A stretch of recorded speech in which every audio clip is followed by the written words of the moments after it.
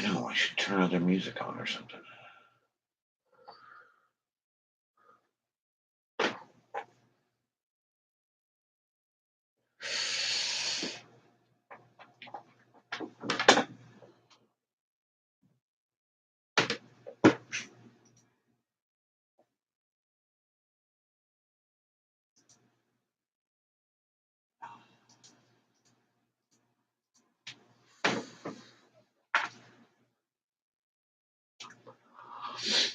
Well, nobody comes in, we don't go. People come in, we hang out. All good by me. What the? Oh.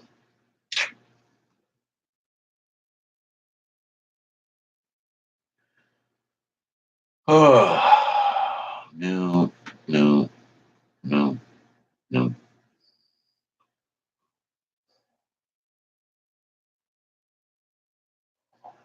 ISBN.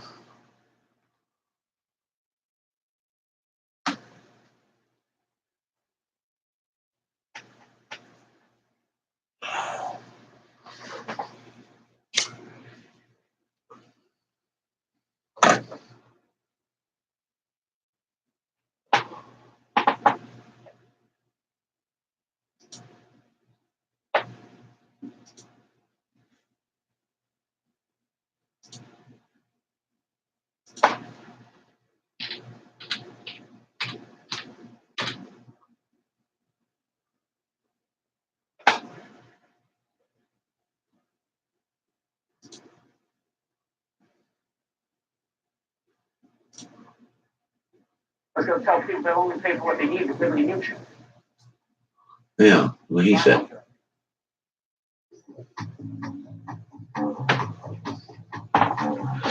Good morning. Just got nothing going on. Figured I'd step in for a little while, see if anybody's around.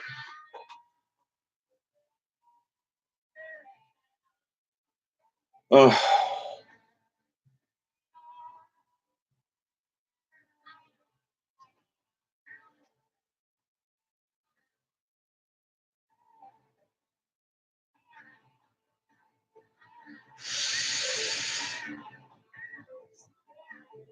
Yeah, it's kind of one of those days. It looks like we're gonna have a whole week of it all next week. It's nothing but solid rain. It's terrible. I mean, it's good for our plants, but terrible.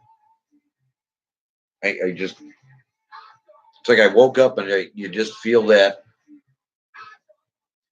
I want to be doing something, but I can't get motivated. Kind of.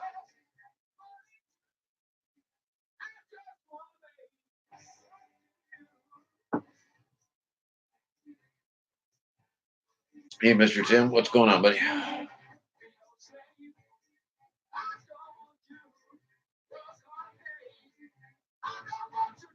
Yeah, I just can't get it with it today. Tried a bunch of different things. Nothing seems to want to trigger.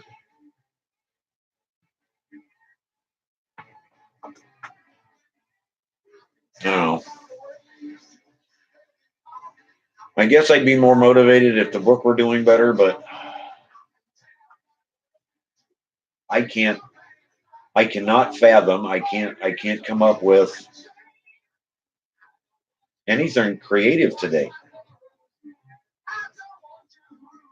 I'm just kind of hanging there. Yeah,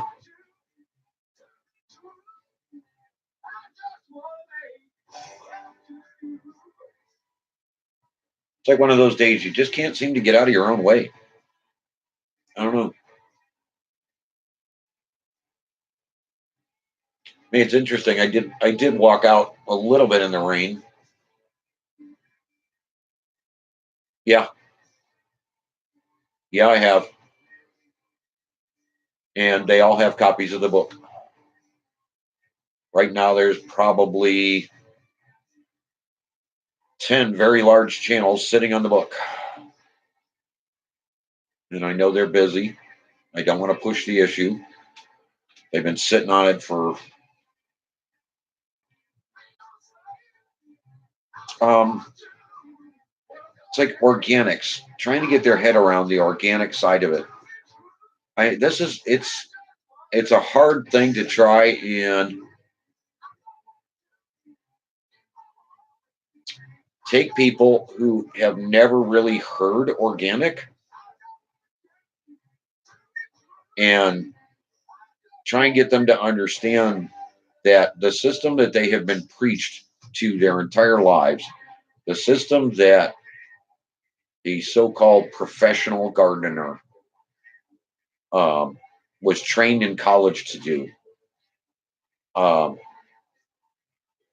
doesn't quite work. Doesn't quite, and the argument is, yeah, but my garden produces fruit. My garden produces vegetables. What do you mean it doesn't work? It's like, well, if you were to take your fruit, your vegetables, and take them to a science lab and have them tested for all their minerals, all their nutrients, all their this, that, or the other, and then compare them to mine, that's and they can't get their head around that concept. It's like if you realize you went organic and you did less in your garden and didn't constantly fuss with it, you would actually produce twice as much and have twice as much to sell. They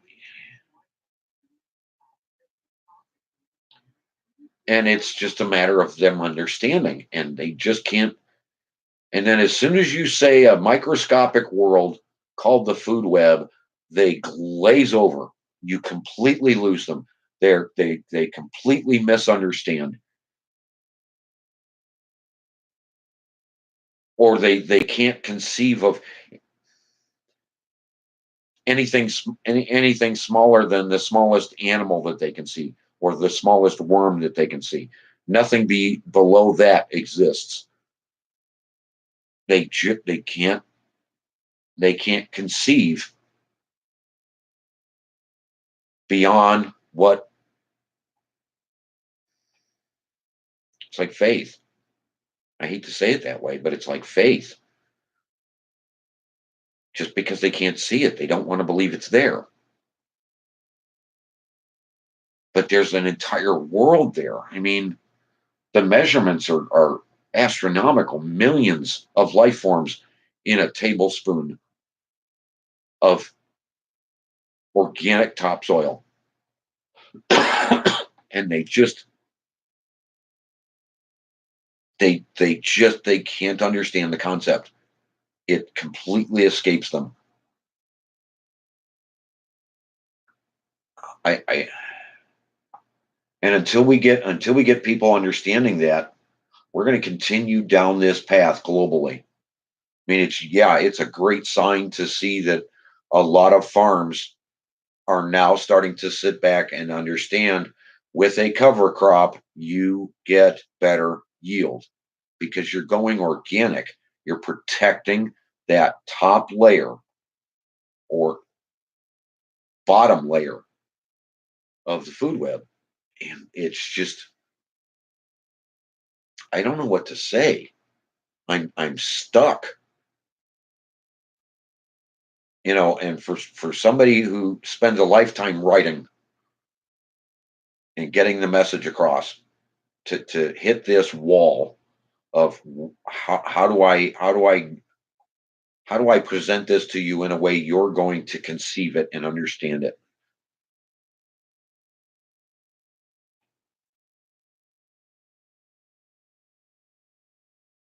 It's tough.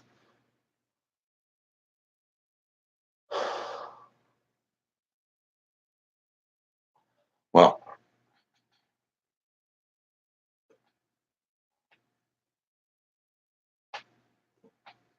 that's a that's a that's a sign something's wrong, Tessie. Those plants would naturally. Granted, you can just put neem oil on them, but something's lacking. Something's just a little off. Um, this the solution is in the book. to get it fixed. The solution is in the book.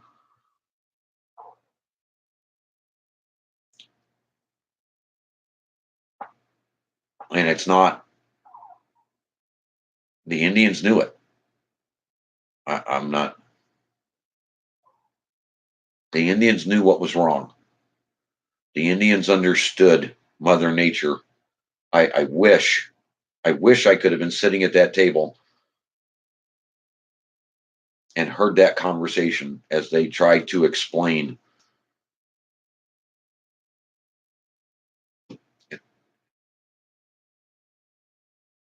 time and fix things to be able to get the information directly from the horse's mouth. Because even talking to the Indians today, they can't explain. I mean, it's true.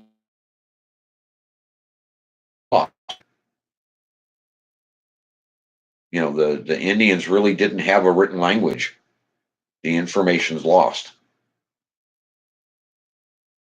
or they'd be able to answer the questions I've got for them. You know, and I've talked to so many of them online under so many different circumstances, and I don't know how to deliver the message any better than what I've already done. Um, oh, cool.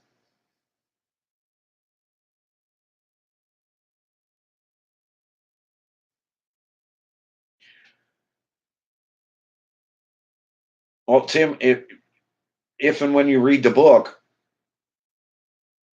you're gonna what's the best way to say it? You're gonna remember things that were said to you, and it's gonna tweak your knowledge because you're gonna remember some things, and then I've given you ways to take that a step further in the book.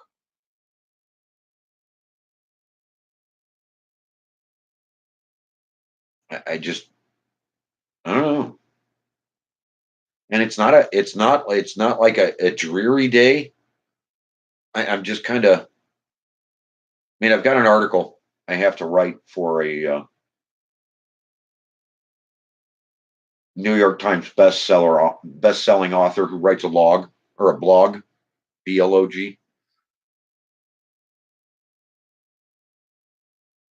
I'm supposed to do it sometime this weekend and get it submitted. Um,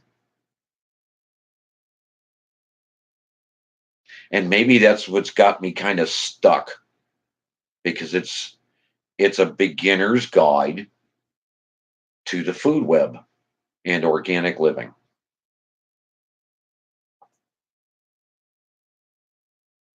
I don't know how to answer that. I don't know how to.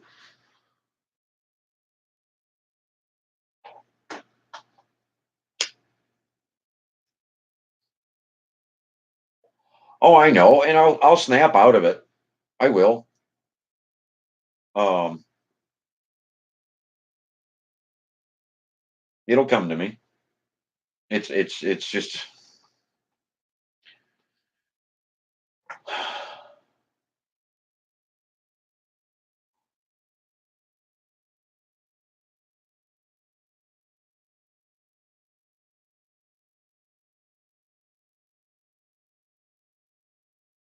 where do you go? Where do you go when you think you've reached every avenue and talked to everybody? Where do you go from here? Because you can't know what's around the next corner until you actually get around the corner. Is kind of where I'm at.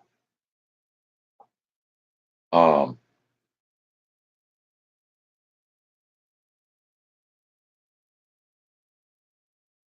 yeah, I guess that's the best way to explain it.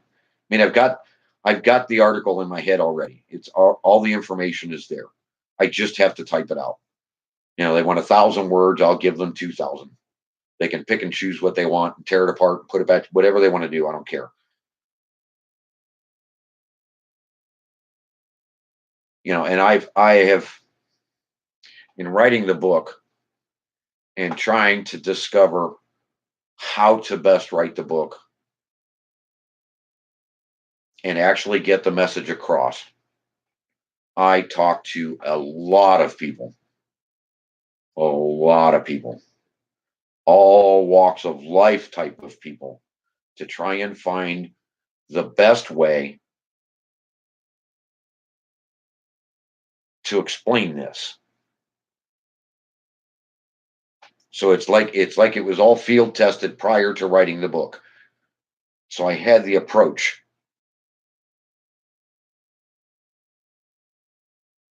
I mean, it's and I'm sure you see it in your algorithm, Tessie. It's like, okay, I get people's attention and they watch my video, but after about 6 minutes, I lose viewers.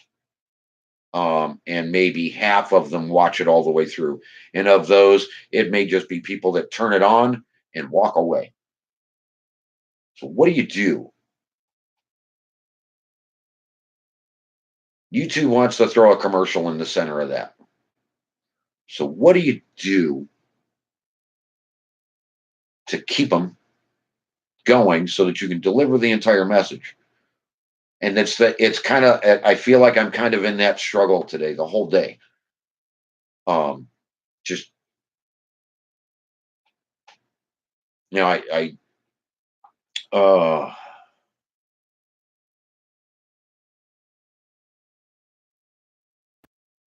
I can't afford it.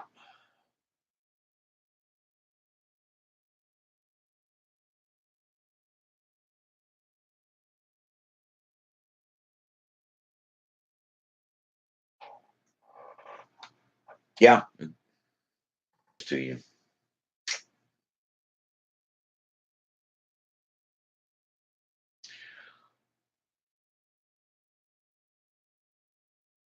Uh,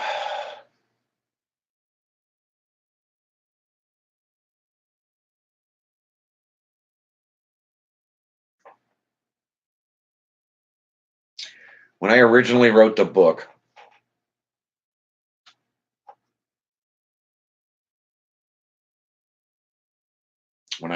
wrote the book, I did it in longhand, as they call it.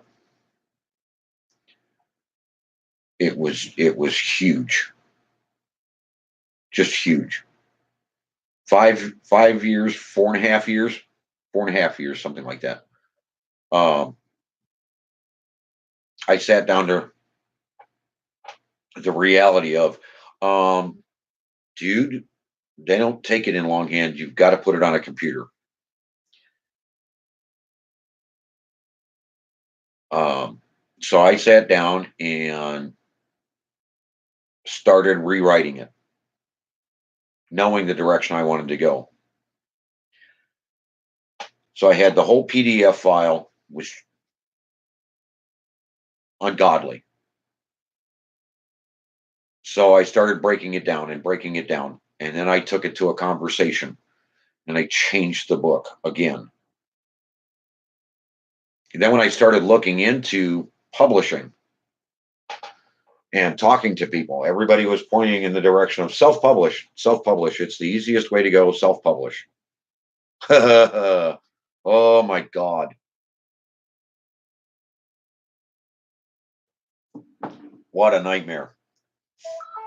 Self-publishing and all the steps, all the stages, all the corrections, all the rewrites, all the,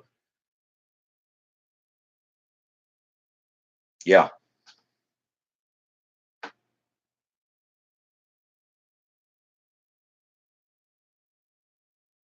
So I enlisted help.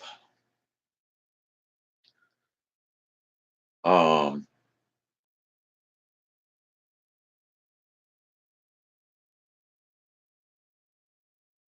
and after it's all said and done with, as I'm standing right now, $16,000 later, I am staring at a book that I have bought more copies of than we've sold. And I'm pinned against the wall going, what do I do? How do I shock people into the reality of what I've done here and what's available to them for 15 bucks.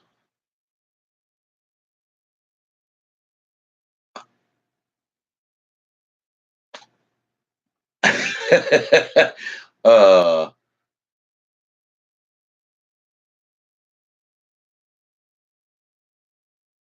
it's astounding. It's astounding. You know, I did the black video is what I'll refer to it as, because I just can't pull the title out of my mind right now. Hoping to shock people. I guess I wasn't theatrical enough, having the candles burning and what have you. I guess I needed flashing lights and sirens going and edited video with this, that, and I'm not a creator.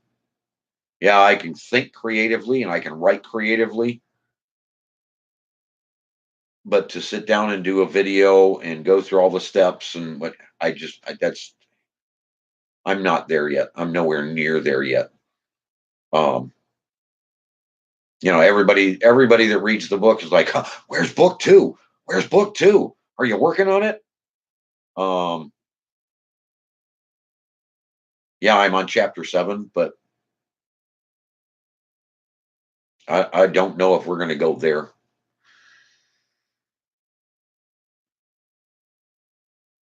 No, there's no publisher.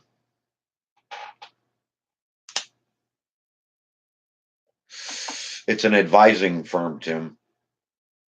There's a monthly fee. It's an advising firm. All they do is advise. Um, they have no contacts. They've yeah, they're looking around. They're getting the outside stuff, the blogs for me, and that kind of stuff. But um, channel is stuck. And I don't mean not growing. Don't misunderstand, Tessie. It's just like you want to deliver a message and you want to change people's lives by giving them a concept. But how do you deliver the message to get them to actually put something into action? To tell somebody that you can save 365 or $3.65, or however you want to look at it. Just, they could save money by putting pennies in it. Get them to drop the penny in the jar. Um, that's the an action. What do you say that's going to make the difference in somebody's life? Is it okay to produce a video that 300 people see and it only touches 2 people? I mean, God sets it up in a certain way for a certain reason. Those meant to hear the message, hear the message. What do you say to get them to act on the message? Where do you, it's like, yeah, I'm just kind of, I don't want to call it a crossroads. It's like I'm walking down a hallway and I can see the corner that I've got to take the next turn on to get to the office that I need to go to. But it's like the hallway, just for whatever reason, just keeps extending. I can see it. I just can't get to the corner to make the turn. I know it's there, but the hallway just keeps extending. Every step I take, I'm not moving forward. Every step I take, it's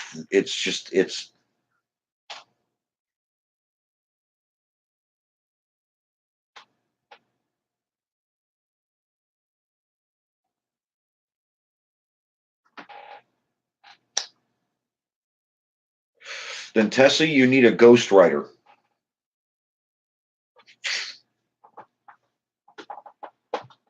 that's somebody that will sit down basically and interview you for the topic you wish to write about. And then they will sit down and put 75% of your words down, 75% of who you are down on paper or down on a PDF.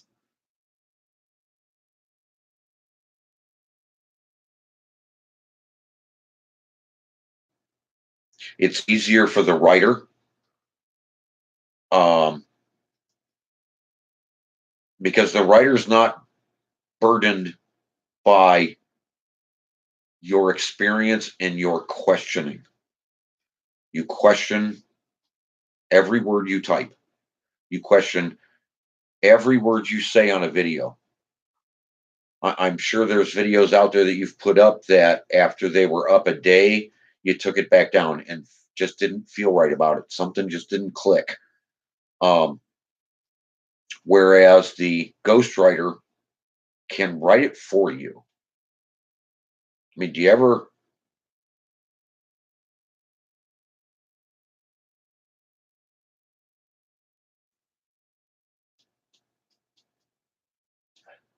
Okay, I don't want to go political, but let's look at somebody like, let's go super popular, Michelle Obama. There's a book out with her name on it as the writer. I don't know what the title of it is. Doesn't matter. Um, Sells 7,000 copies a day, give or take.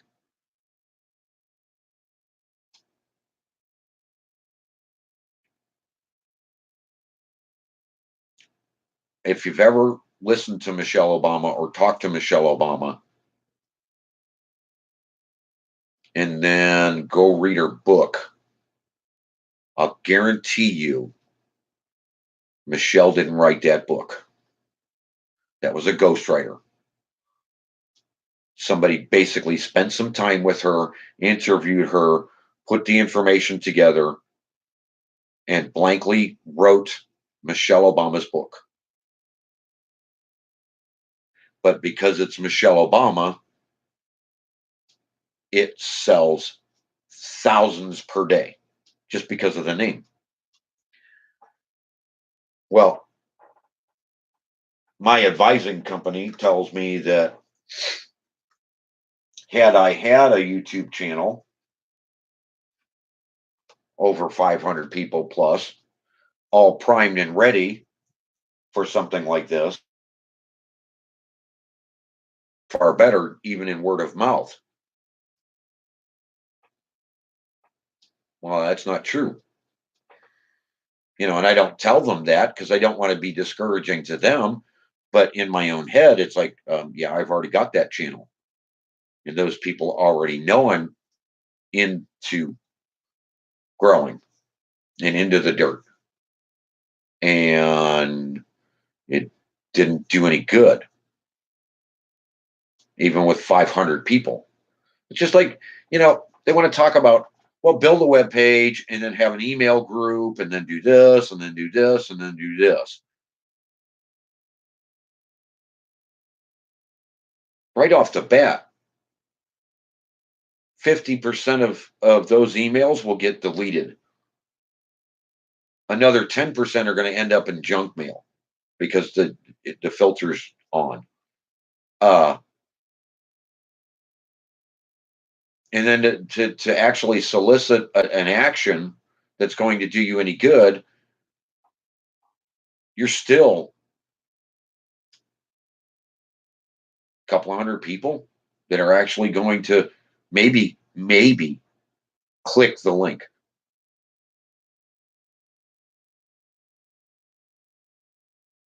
Well, see,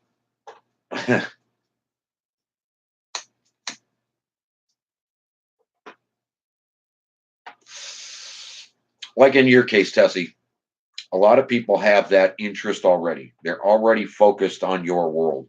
the homesteading world. And when you came out talking about canning, there was an instant fluctuation and canning sales went up. Um, because you touched on something they're all interested in. When they comparatively look at the amount of labor for a day for the cost savings, that's the problem. That's where we hit the wall.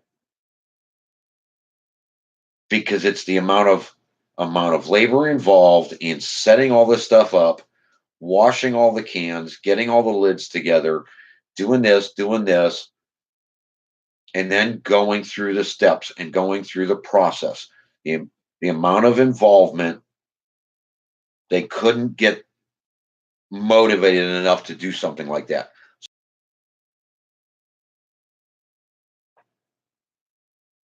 They can't do labor of their own to improve their lives.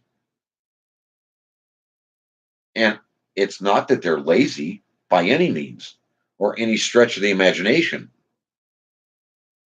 They've been convinced that there are other priorities in life. And because of that convincing factor, they would rather go to the grocery store and spend $1 on canned tomatoes versus spending a day and saving hundreds of dollars. They just can't get their head around that concept. It's really weird.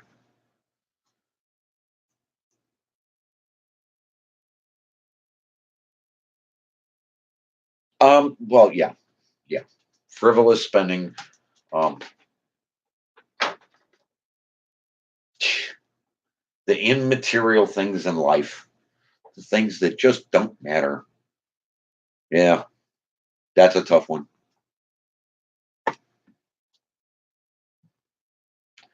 Well, that's true, Tim.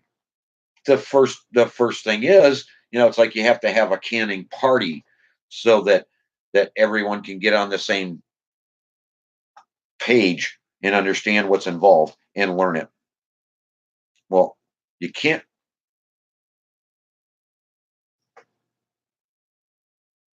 Yeah, you can. Come on. Yeah, you can. Tessie, canning party. If you'd get the girls together and videotape it, then clip into some of the funny stuff, obviously the mistakes. They can't look staged, but you know where I'm going. And somebody could sit down and spend 3 or 4 minutes, screen through it, and see how much fun it is. Because I remember, like, when we used to do pasta parties, and we'd have 5 or 6 pasta machines, and it's all basically the same recipe. Yes, there's variables, and we would mix the variables for the different types of pasta. Um, what did we have? 7 of us. Yeah, I think there were 7 of us, and I can't tell you how many tables, how much cheesecloth, how many stacks on stacks of racks. But we made enough pasta for 5 families for an entire year, and we did it in a day. And each one had their own specialty, so they would make up their specialty with the dies and the machines, and they would just crank it out, crank it out, crank it out, and then everybody would just share. Everybody would just exchange. Everybody would just take, like the cookie parties and what have you for Christmas.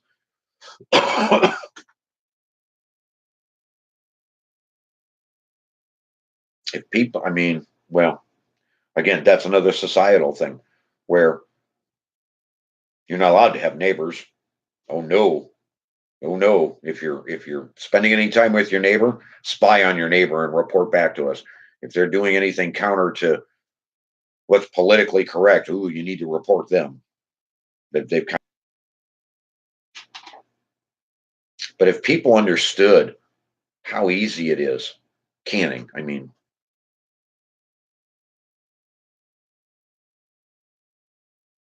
I don't know. I don't know. I don't even, I don't know.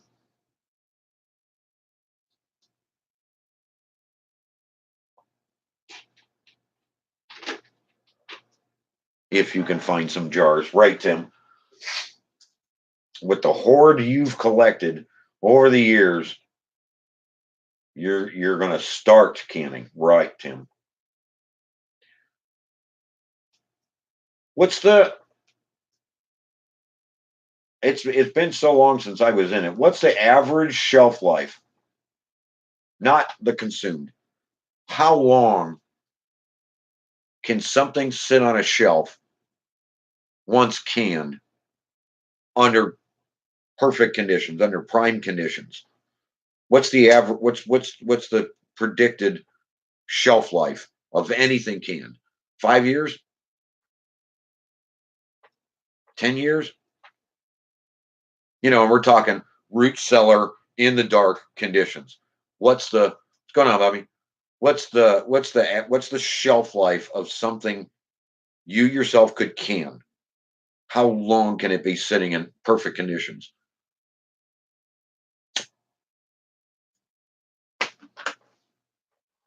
Tim, the savings alone on 10 years. Hey, Mr. Jeff John, what's going on? Until it goes bad years. Yeah. But what do you look for there, Bobby?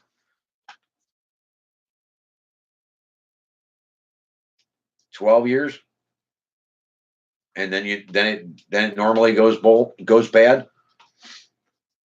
See, that's in any canned food that you look at, it might be a year. That's what's stamped on the can.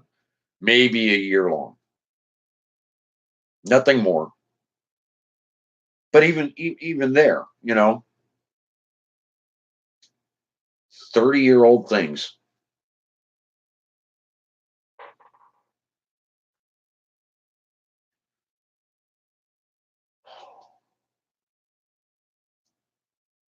Well, that would be sunlight tearing it down. That would be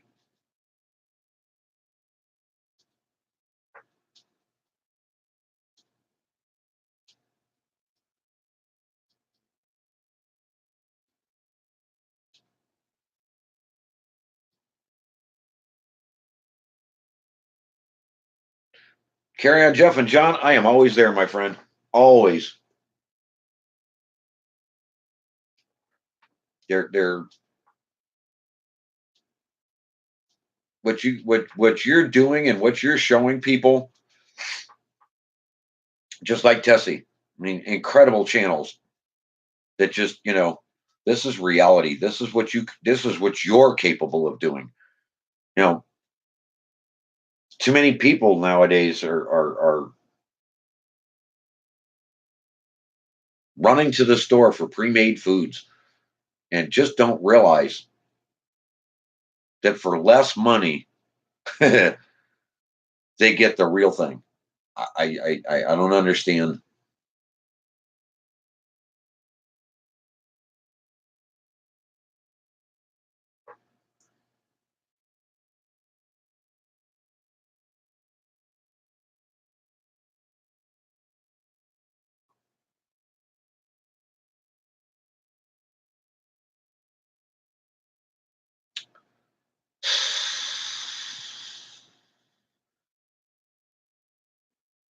I guess I know too much about how bad the food is and what it's actually doing to people.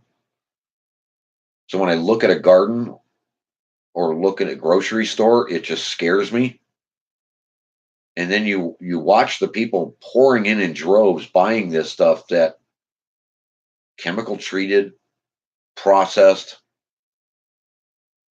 chemical storage processing on cans. Just I can't get my head around. And you can't tell them, they don't hear you.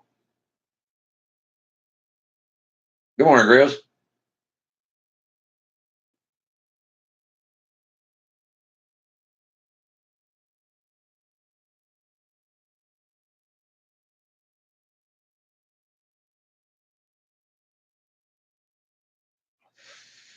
There you go, Tim. When canned foods can, sorry, canning jarred foods that you do at home can last 30 years on a dark shelf somewhere cool.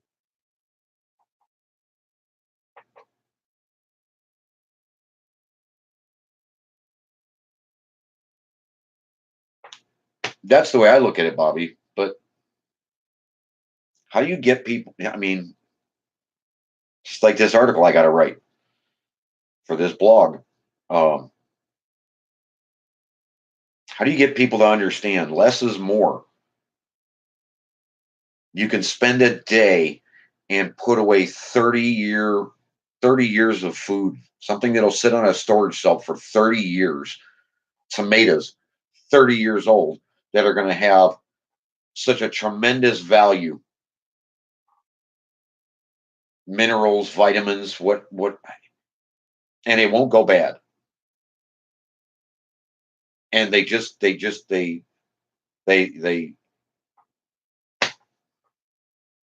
I don't get it.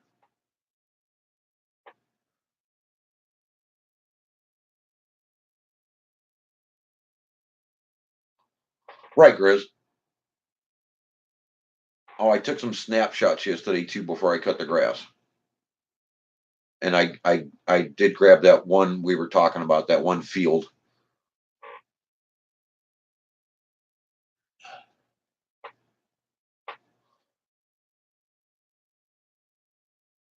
Oh yeah, they add the sodium for so-called storage. And it's just it wrecks your body. That much sodium is just terrible for you. But yet everybody flocks to the store. Everybody goes and gets it. And I just don't understand. Just don't understand. They could do it themselves at home. Yeah, there's an initial cost of startup, but past that point,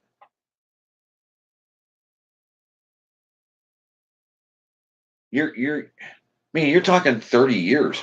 If you're canning every year and it's pushing your stockpile out that much more,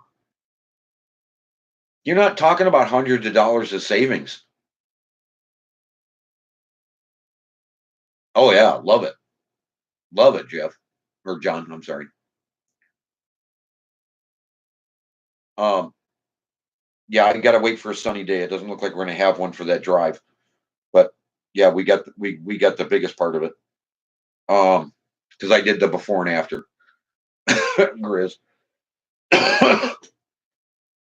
but you, but yeah, it's the security, but it's the financial security. You're talking about canning up once a year, and you have thousands of dollars of food stored away and put away. Oh, that's awesome. There you go, everybody.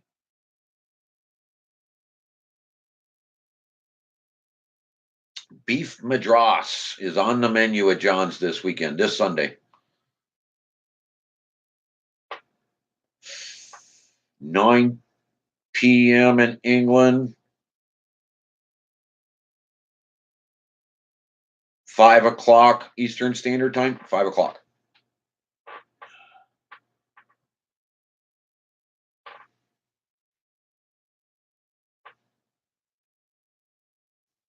Oh God, yeah, Tessie.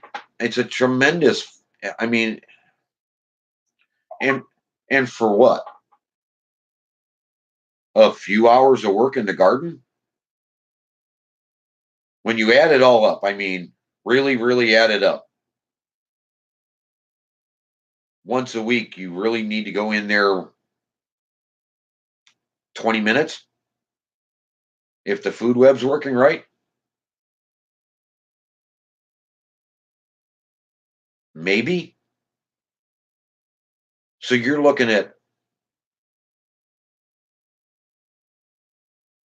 let's say, worst case scenario, you're looking at 15 hours spent in your garden from planting to harvest, 15 hours.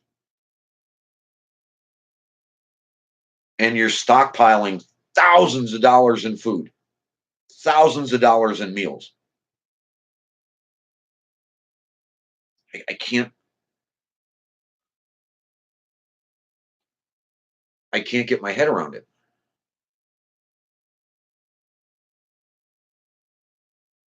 Yeah, it's all right. It,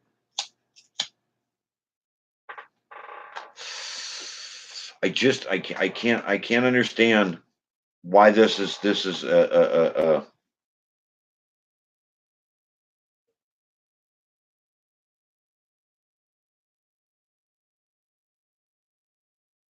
no, whiskey woman, I see you there, dear. My head's just somewhere weird today.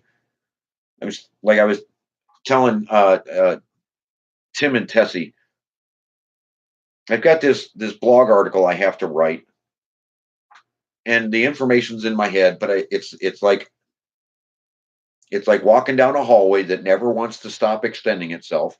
I can see the corner I have to go around, but I can't reach that. I can't reach that corner today. I can't get, and it's not that I'm discouraged, but it's like the book's going nowhere. I don't know what direction to turn. I'm not up against a wall and I'm moving forward. I know I am. And it's not dreary. It's just this weird mood today. I'm like, I'm gonna go hang out with friends. So yeah, I saw you, whiskey. Was going to ask you about your canning and what kind of storage you guys have got, how much you've got put away, and what your opinion was on how long when you can up foods and you put stuff away, how long would you say its shelf life is when you have canned versus like going to the grocery store and buying canned foods? Um, Tim's pulling stuff down off his mom's shelf that was 30 years old and it's still good.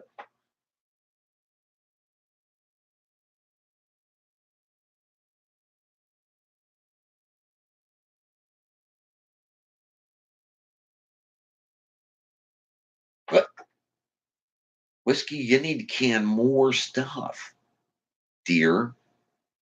Never last long enough. That's awesome.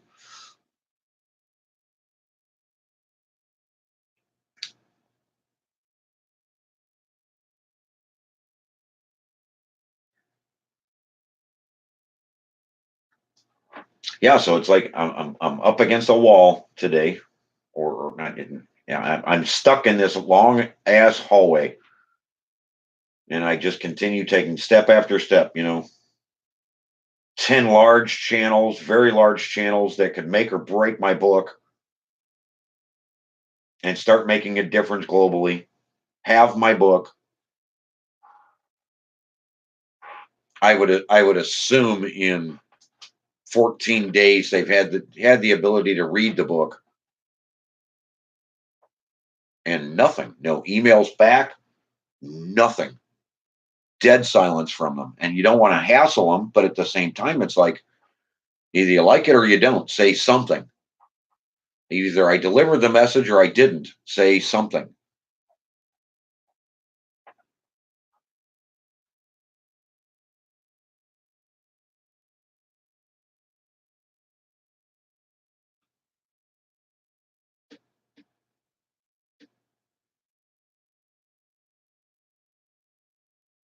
Oh, absolutely, Tim. Stockpile as much as you can.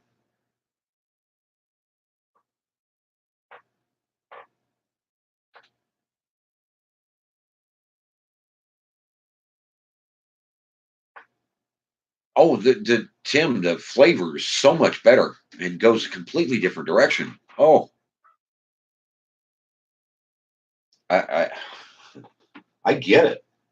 I mean, you go to the grocery store and get pickles, and they're like, yeah, okay, it's a pickle. But you pull something off a can shelf that's got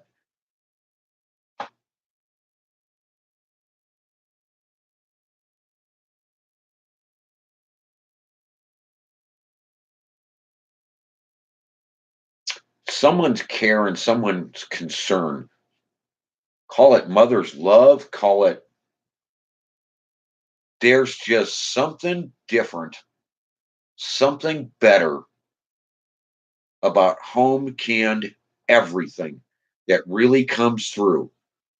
You crack that lid open and you get that air, and you know somebody cared, versus opening a can or opening a jar from the grocery store, and you don't get that smell. That, I don't know. I don't know. It's just it's definitely, you're right. It's just not the same. Call it, corporate canning blankly versus somebody's personal touch. The personal touch just takes it that much further.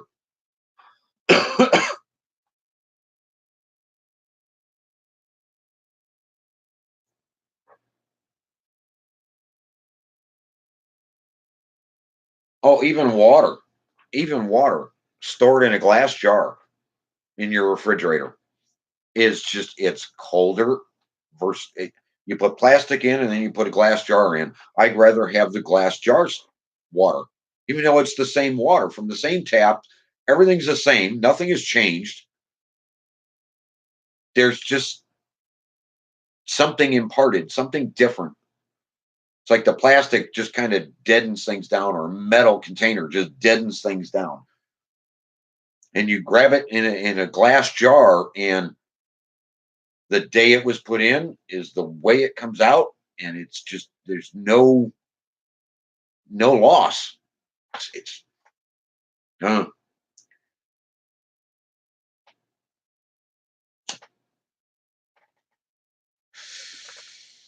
yeah, Tim, I'm trying.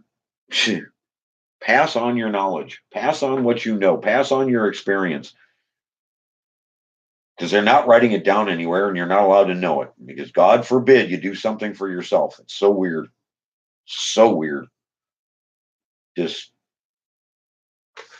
throwaway society is, they, I don't know who coined that term and when it came out, but yeah, just the idea of, well, it's not working quite right anymore, we're just going to throw it away and buy a new one, and it's only good for a few uses, and then you're buying another one. It's like, you just, nobody cares anymore. You go, perfect example, Rusty and I were talking about it the other day, because we have the equipment here to do it, and that's make our own personal barbecue grills. We've got everything that we need to build them ourselves, and they'd last a lifetime. They'd be something you could pass on to your kids or your grandkids. They'd last forever. You go to any store, any big box store, wherever, and you're getting an assembly of stuff that you're lucky if the thing lasts 2 years. It's just, I don't get it. That's your hard earned money. Why in the world? I just don't get it.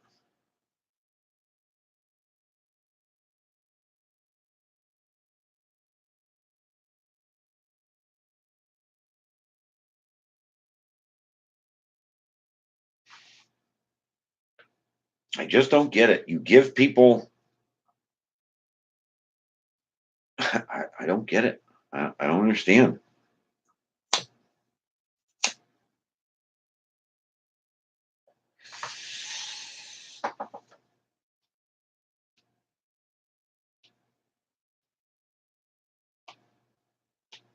It's like you have access to everything you could possibly want to know about everything you could possibly know, access at your fingertips. And we're all sitting here in the midst of that world.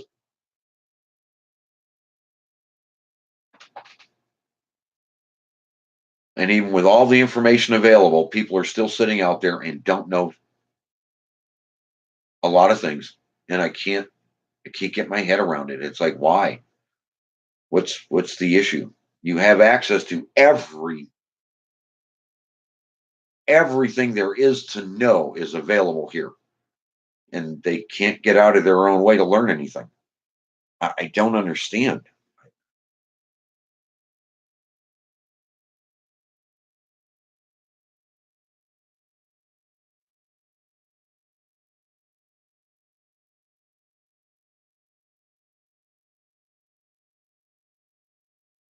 Yeah, but see, that's kind of the idea. It's You're right. They work too much. They're under the impression they have to work a 60-hour work week or they can't survive.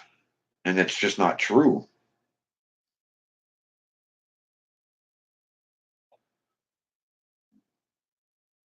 Why? Maybe that's the concept.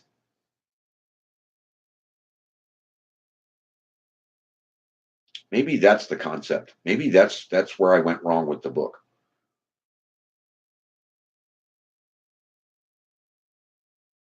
Third world countries do so much more and are so much happier in their existence than we are, and we have access to everything.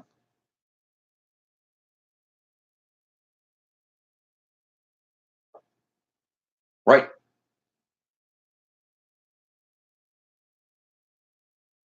right, Tim. Right, Grizz. Across the board, everybody's right. It's just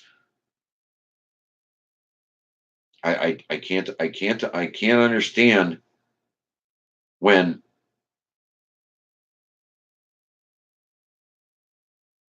need versus actual, want versus need became the priority.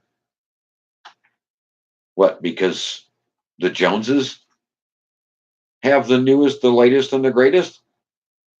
It means you have to have the newest and the latest and the greatest to the point that you put yourself in so much debt that you have no choice but work 60 hours a week. I mean, the guy living next to the Joneses could have exactly the same thing, work less, like just making some better choices in life. Canning being a tremendous one. Canning organic. I,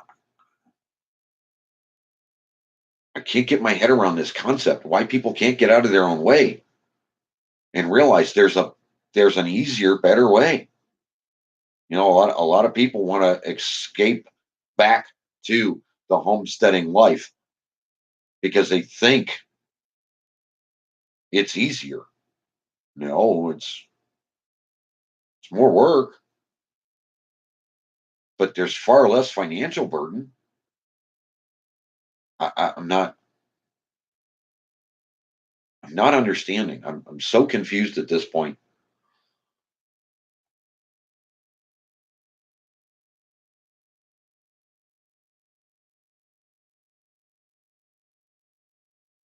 Oh, right.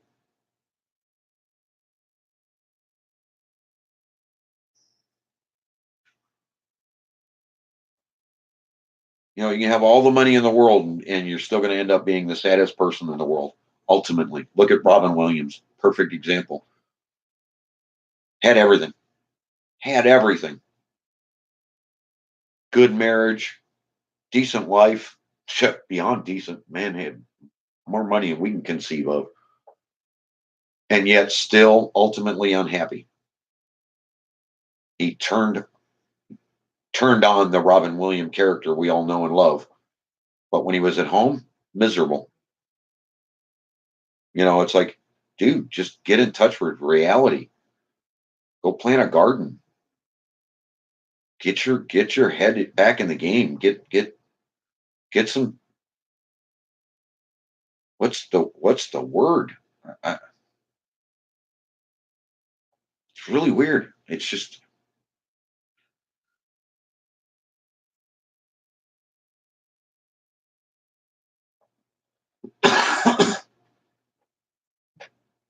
Oh yeah, candied dehydrated fruits. Ooh, there's a good video for you, Tessie. That'd be awesome. Get people ready for Christmas. Because here's the fruits. Now's the time. We're getting ready to start seeing an abundance of some of these things popping up. Now's the time to start heading into the candied fruits for Christmas. Sorry, canned dehydrated.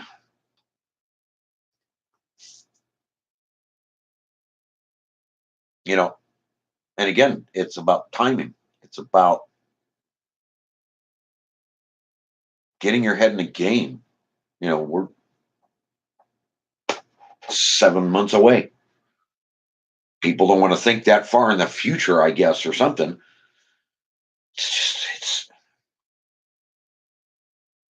I don't know. I don't want to say discouraging, but at the same time, you just sit there confused. I don't want to sit here confused all the time. Why can't people get out of their own way? Why can't people help themselves? Why? Why can't they understand what's actually achievable? What you can actually do if you do it yourself? So many people are looking for the DIY of everything, but in the reality of it, they don't want to do it. They may look. I mean, my God, how many people have gone out and downloaded Doug and Stacy's chicken coop build and have the blueprints, and that's where they stopped. That's where they stopped. Guys like Bobby, you hand him my book, and he gets stuck on page one for 3 weeks. Oh wait, I got a clean coffee maker, dude.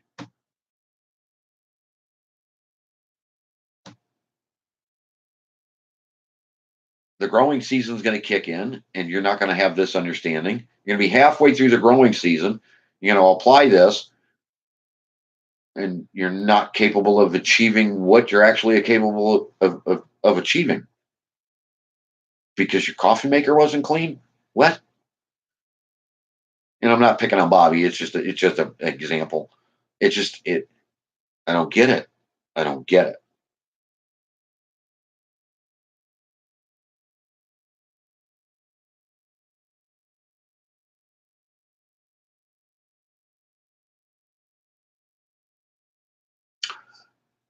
That could be it. Hey, Mark, what's going on, buddy?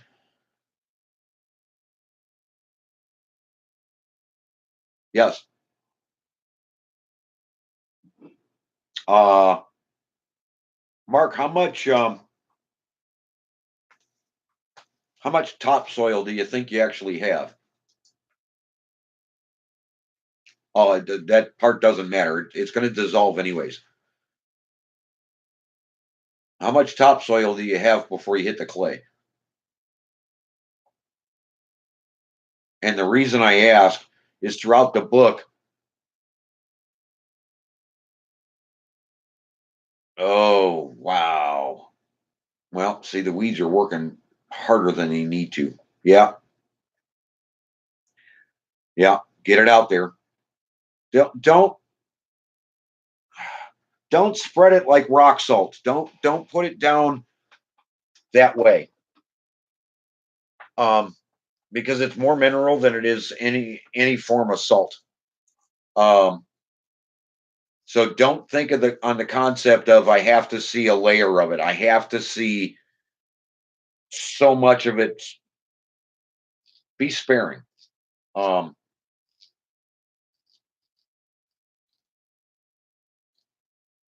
the weeds are at work.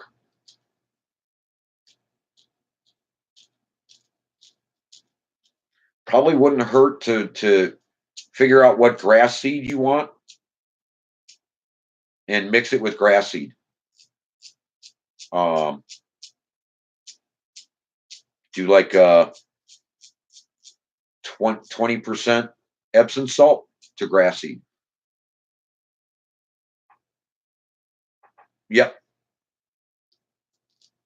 Yeah, just hand toss it. Don't even don't even get your spreader. If you're not going to put some seed down, just hand toss it. Wherever it lands.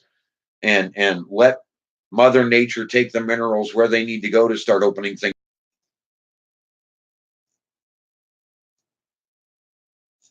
Right, Tim? All right, Whiskey. We'll see you later, dear. Tell everybody we said hello. Yeah, because especially with the rain, and that's what we're waiting on anyways for Epsom salt. We're waiting on the moisture. Um, so yeah, just random. Lost connection. Don't worry about the weeds. Let the weeds do their thing. Because they're opening the soil and they're going to help the mineral when it dissolves in the water have someplace to go as it sinks in. And being heavier than water, it'll soak in. So it's not something you have to work at, which is the best part of the Epsom salt trick.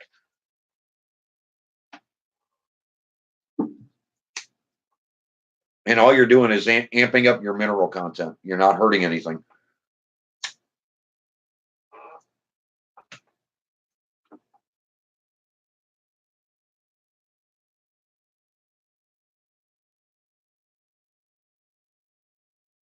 Bobby, to your surprise, Grizz actually finished the book.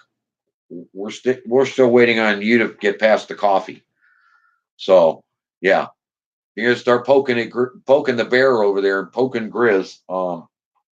Yeah, he finished the book. Just saying.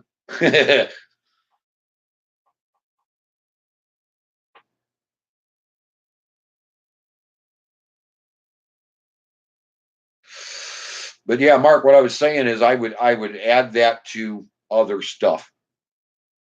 Why make more work out of it than it needs to be? Mix it with other stuff.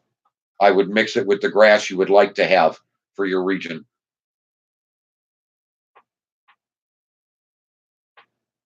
Um, huh. Yeah, and it's rainy season now. So we're kind of stuck. Yeah, I'd mix that with some grass seed. Just hand toss. Because again, the rain's going to take it and the water's going to take it wherever. Um, and the weeds have already bored into the ground. So you've got a foundation for it to begin working at. Um, just stay away from the corn gluten as you're putting seed down. Obviously, 6 to 8 weeks. Hey, Miss Diane, how you doing today, dear?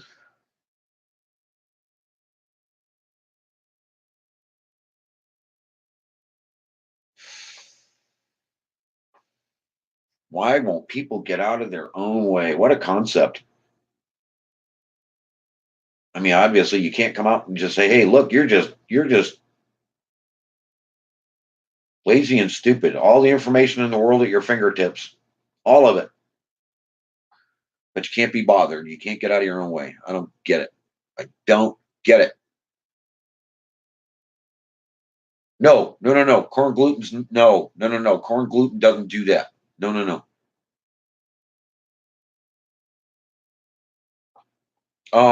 The soap is a surfactancy issue. It resolidifies. It washes off the grass. It cleans. Um, it really it'll kind of slurry up. It'll kind of slow things down. Um,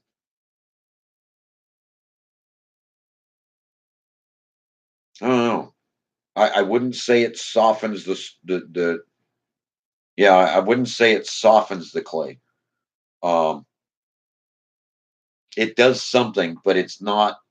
I don't know that it would be a beneficial mix.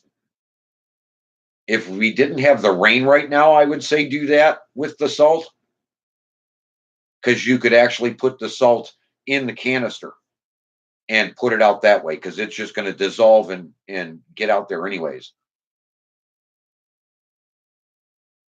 And it's those minerals that are in the Epsom salt that are going to soften the clay bed. Um, huh.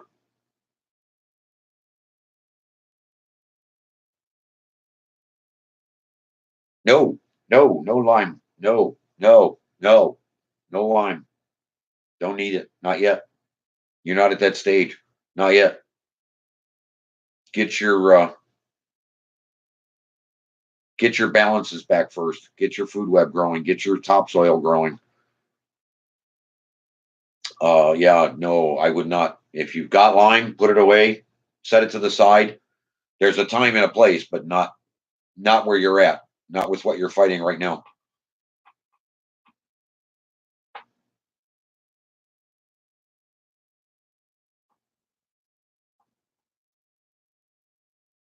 Right now, with the amount of clay you have, yeah, you're in a battle to get that food web back. And right now is your mineral time. Right now is push the minerals and head that direction. Right, Diane. It will not hurt roots.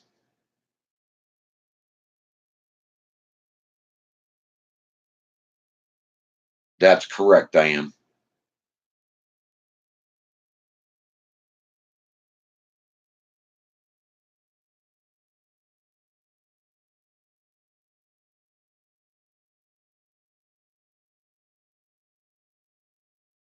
Right. So use the weeds to your advantage, Mark. Let them help you get the grass seed in. Just buzz them off, but don't. You're gonna count it out. Go. I would go 7 weeks at least after you put some grass seed down. Go 7 weeks before putting any corn gluten down, because you're eventually going to want to kill off any weed seed that's stuck in your soil, but you're really not going to have access to them when they're stuck in the clay. You know what I mean? It's like they're buried in the clay and they're protected right now. When the topsoil reaches them, then the conditions could be conducive and bring it on. So I don't even know that I would use corn gluten at this point. I'd be more so concerned with getting a good foundation of grass started and then start pushing out the weeds. I'd corn gluten towards fall. That way you have enough time to start building your initial.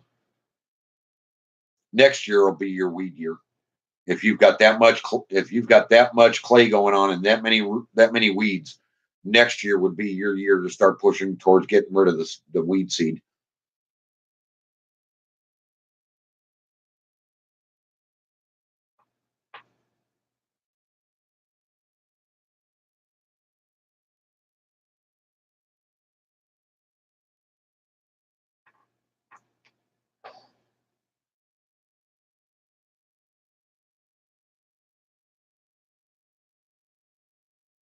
Huh.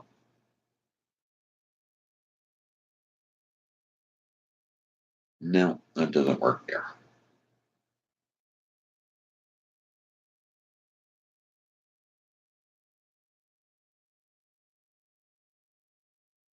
I would.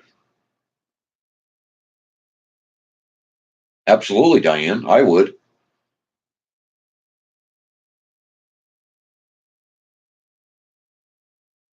Mark, you only need to go to any random spot with a shovel.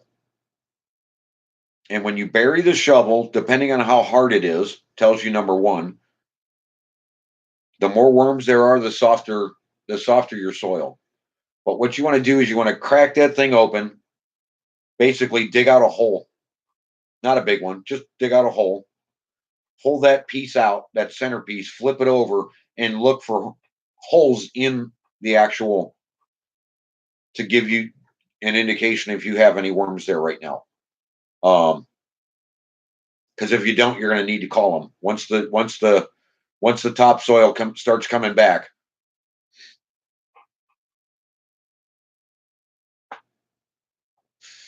But yeah, I wouldn't do a complete turnover. You don't want to disturb too much. You'll cause yourself a greater problem than you have now because you're going to expose the seeds.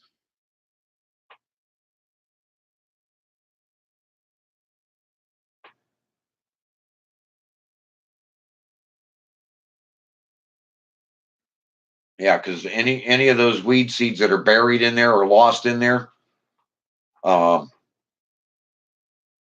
Yeah, you don't want to, besides the worms will do all the turnover. Once they start coming back, once you start having topsoil there, the worms will do the turnover. They need something to eat too. Now that I'm thinking about it.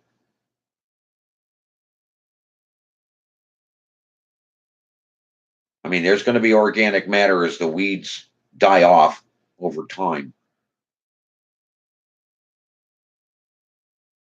I think I'd go find that alfalfa. I think I would do the grass seed, the alfalfa, and the salt at the same time. Walk around with a spreader, mix all three together, and walk around with a spreader. That way, when the worms come in contact with the alfalfa and convert it, everything's ready. Everything's primal.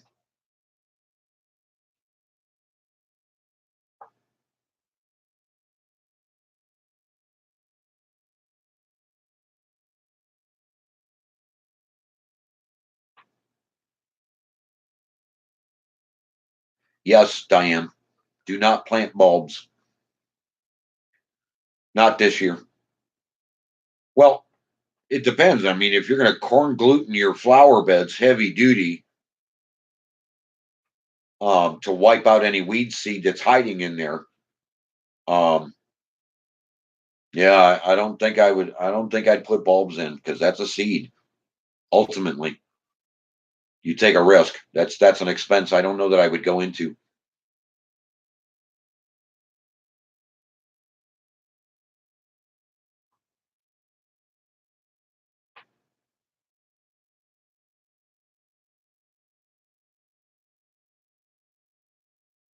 The only place you're going to find worms right now, Mark, are places where you have real thick weeds. Because that's the only place the soil's got anything that they're going to want.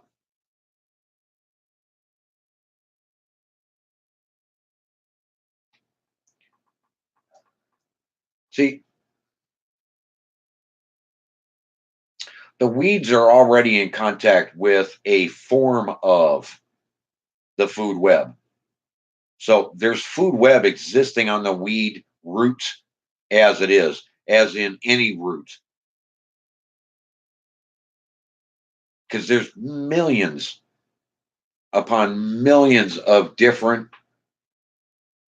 single cell organisms in the food web for different plants and for different purposes. So the food web pre-exists there. That's why the worms are going there.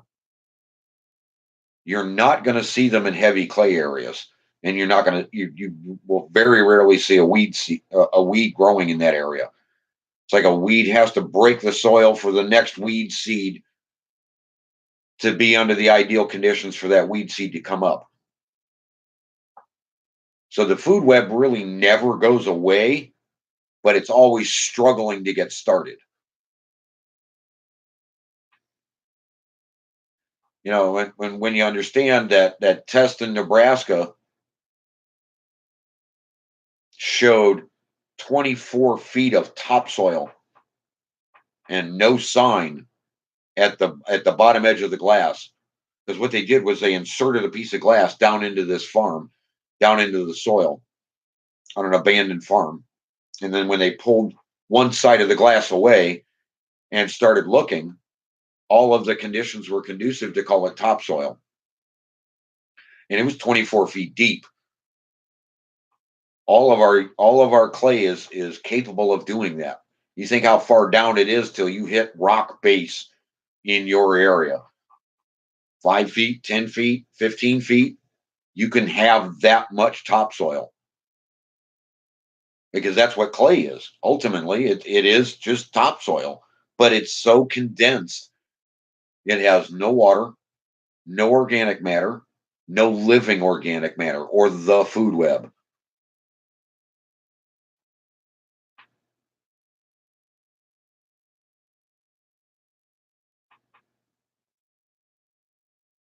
Right. Because everything is condensed. Water can't get in and allow, oh, what's the word? There's a word.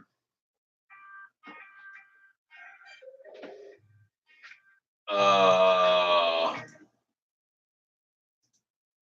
uh,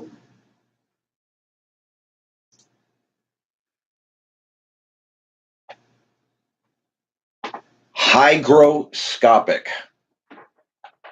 I know none of you have ever heard that word. Let me spell it.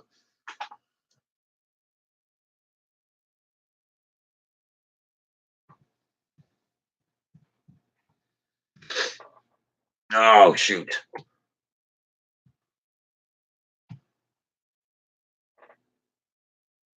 Anything it comes in contact with, Diana, for years, it will kill anything it comes in contact with for years, including humans.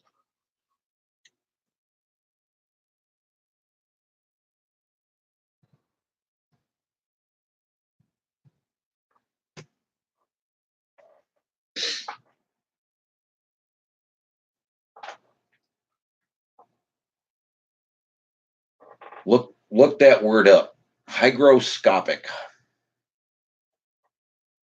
No, not hydro, hygroscopic. It is the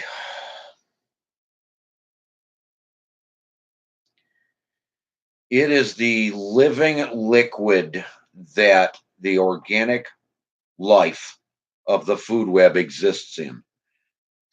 It is the final stage.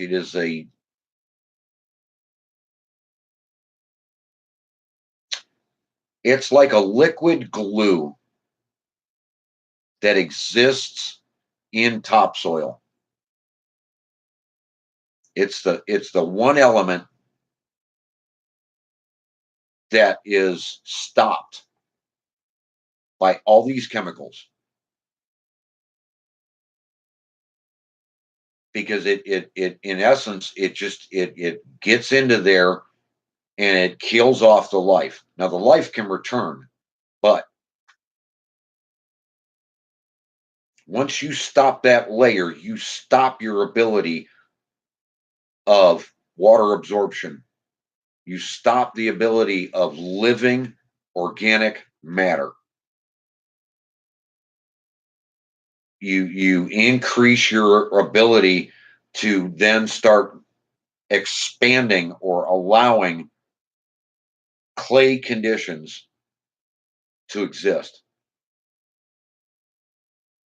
Without the hygroscopic element, if you pull a weed and you scratched your nail on the root of the weed, you would gather up enough of that material that you could actually see something on your nail without scratching the actual root itself, because it's microscopic. It is a very, very, very thin layer that exists throughout soil in contact with roots. And it can extend for miles in the soil. But as soon as you put any form of oil derivative on it, it dies. And that's where we get the growing, expanding clay. Without the ability for that layer to exist on organic and inorganic matter or on a root, it's the final straw. It's the one element, the very one element in all of this. I don't talk about it in the book, but this is the one area, the most important area in everything we do, and why we have to get off the chemicals, why we have to get off the NPK standard.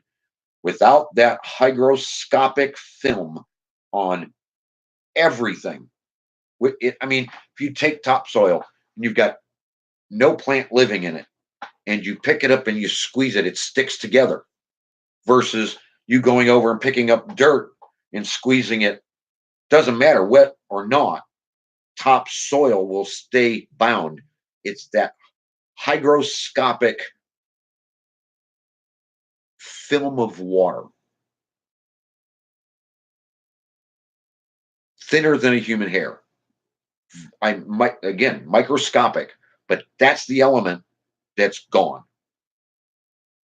That's the element that you driving a car and the exhaust coming out of your car affects. Once you stop hygroscopic, it's done. We can't have topsoil without it. Yeah, that's and it's not something a beginner is going to understand. It's not something even some gardeners are going to understand because they don't look at that level. They don't get into the soil at the root level and look that closely. They look at the soil and say, is there organic matter or not? Has something else lived here at one time or not? Without that, it'd be like us not having oxygen. If you vacuumed all the oxygen off the planet, we would all die. Well, that's where the food web exists, in the hygroscopic level.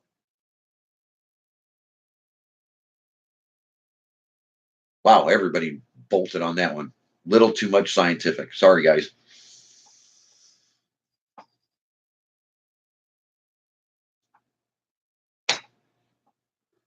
You want to know?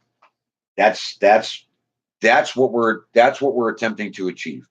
That's what we're attempting to bring back. That's what we're attempting to wash out of our yards. If we wash away the other elements, the hygroscopic level comes back automatically. In a day, it's capable of coming back. Wow. Way too scientific. Sorry, guys. Sorry, guys. This is why I didn't write the book that way. Because as soon as you go there, as soon as you go into that level of conversation, zip, everybody's gone.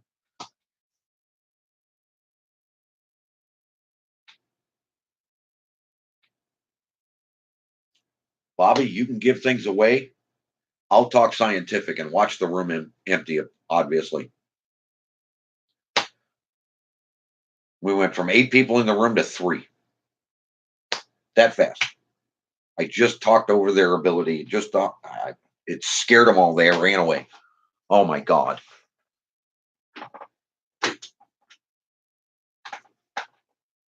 See, this is what I mean. This is what I mean. This is why in Miss Green Thumb's channel, I could not discuss the reality of this because it is so far over everybody's head. And this is why I had to change the book. They it is.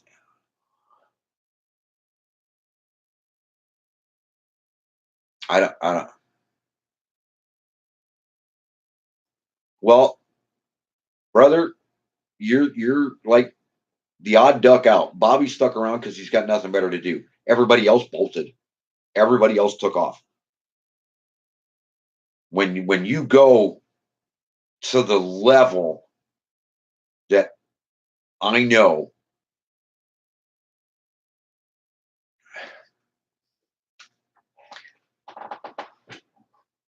and I'm not trying to be derogatory in any way, shape, or form. Please don't misunderstand. But people are so set on me displaying my yard and my growth and these giant plants, and my head is on the hygroscopic. My head is on the reality. I can't go in and show people a level they're not going to understand. That was my problem with the initial book. When I wrote the initial book, I was 500 pages of that kind of scientific level to explain this stuff. And anyone that read it glazed over within the first 5 pages. Just, I mean, just totally lost. Like they needed the Encyclopedia Britannica next to them, or they couldn't understand what I was saying. And how do I go back? How do I go to the other level of this and go, look, it's not my yard. It's not about my garden. It's not about, we're killing this microscopic level, this one level. There's three elements. There's obviously more. There's air and there's sunlight. But there are three elements of liquefaction that are involved in making a garden work correctly in an organic way. And as soon as you go and throw nitrogen down, derived from a chemical, you kill it. The hygroscopic is gone. But as soon as I say hygroscopic, bam, the room's gone. Everybody glazes over. Everybody's gone. Everybody, it just, and this is, I mean, this is the problem, and why I wrote the book the way I had to, because no one's going to understand. They glaze right over.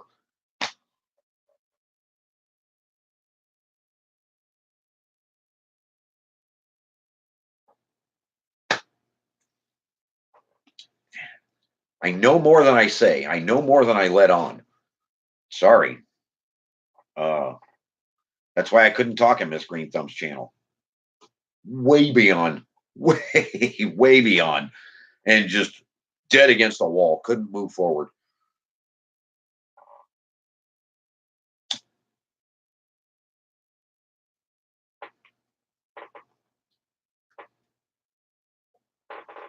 You know, it's just wow. Just whew. Sorry, guys. I mean, I was in a weird place already. This just backs that up that much more. Obviously, I better not use that term in the blog. It'll scare everybody off. As soon as they see it, they're gone. Oh,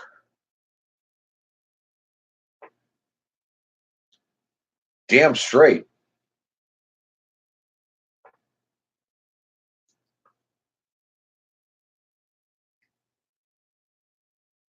I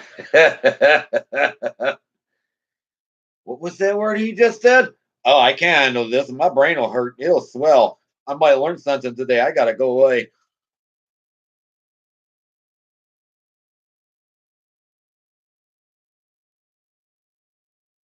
Yeah, yeah. Hygroscopology. Yeah, dude, it's amazing. It is just amazing. They want to know. They want to know, and they want to know, and you finally give them the final answer. And where'd everybody go? It's like the whole Coliseum just empties out. Nobody's left. You said a word they don't get. That's what I,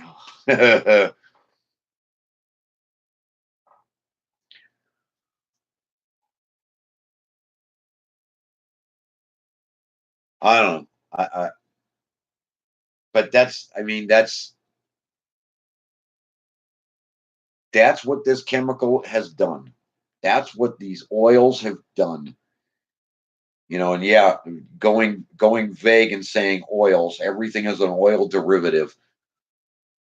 Every drug on this planet is an oil derivative. It came from the slurry under the earth, the final sludge, the final ooze that made everything is found in oil.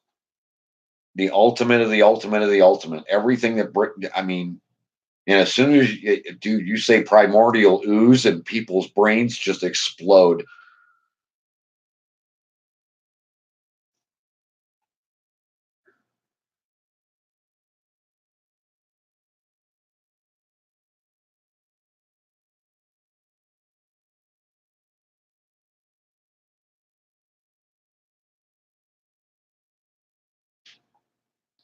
Dude, I'm telling you.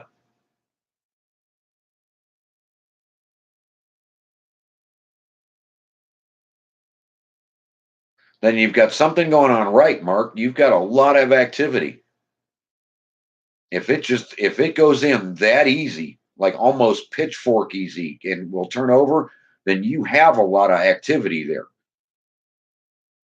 It's a matter of making sure you have enough of the other elements that are in the book.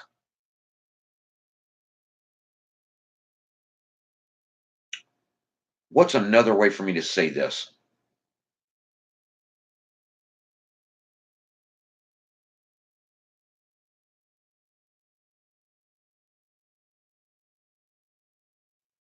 Great stuff to use. Don't put down fresh. In other words, don't have a cow walk through your field. Um, you might want it a few days old. Uh,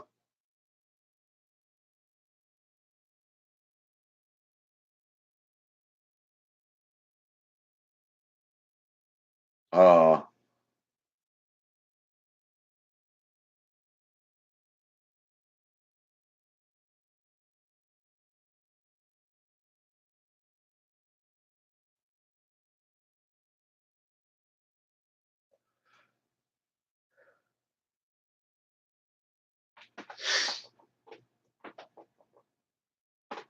if I were to tell you, if I were to tell you that if you go out and you test your soil, you're not going to find any copper in your garden. Yet, when you chemically test tomatoes, they have copper in them. There's a certain amount of measured copper, 0.0006, I think. There might be another zero, but there's copper found in the tomato. If you don't have any copper out there, how's it getting to your tomato?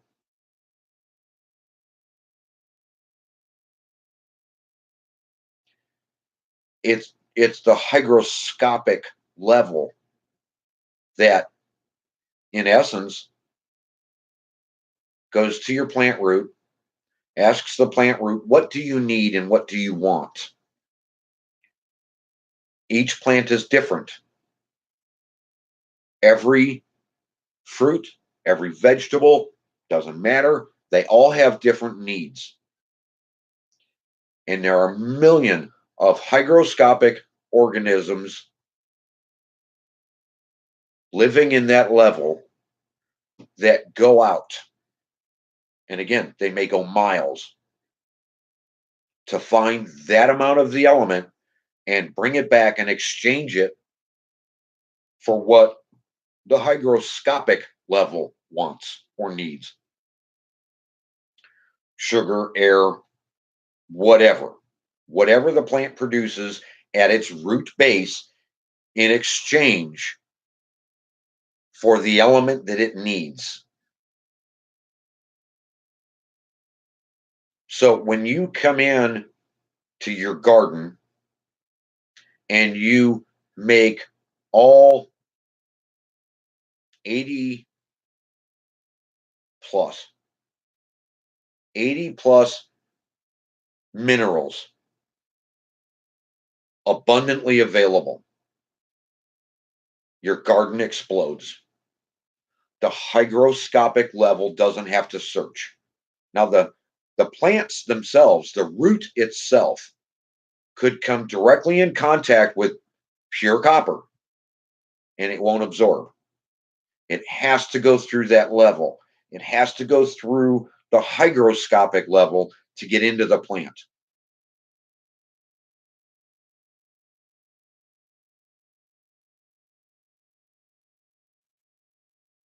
Apparently, apparently, my numbers are back up to 8 again.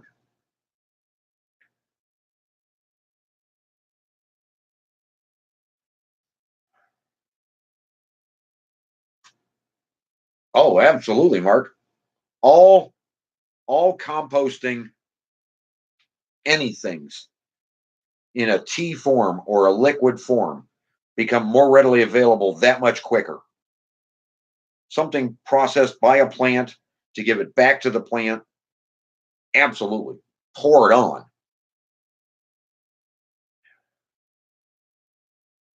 Going on, Rusty.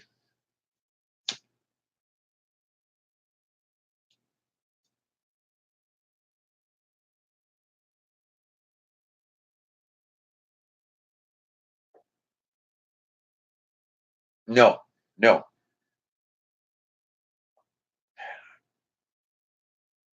Copper,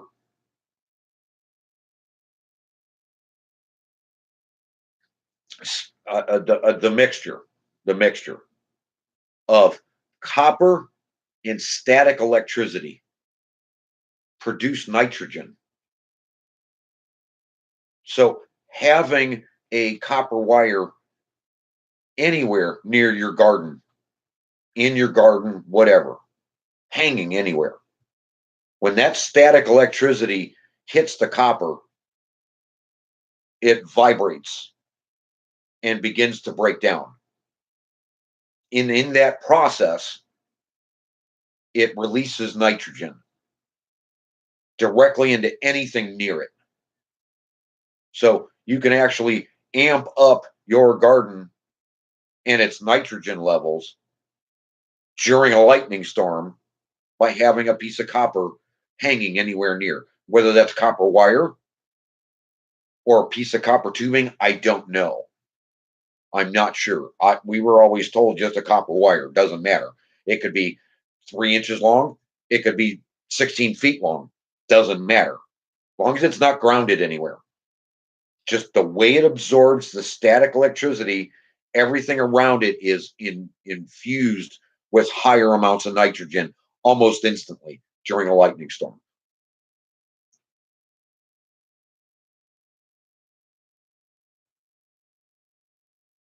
What's going on, buddy? Hmm.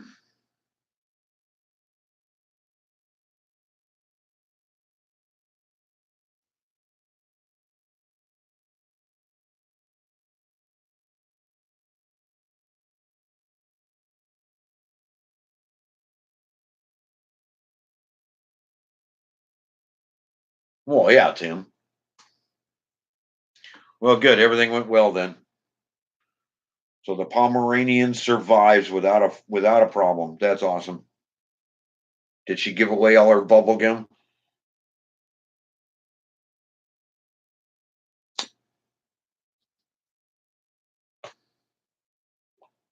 Yeah. These are all things that were in the initial book. All of this kind of information, and I couldn't leave it there because people don't understand. They one big word and they're all gone. It's like people pick up a book today and they start reading, and as soon as they hit a word they don't know, they slam the book shut, seal it up in a coffin, and throw it away because it had a big word in it I don't know. That's kind of how it feels. It's kind of like, okay, I can tell you everything I know. It may take a lifetime, but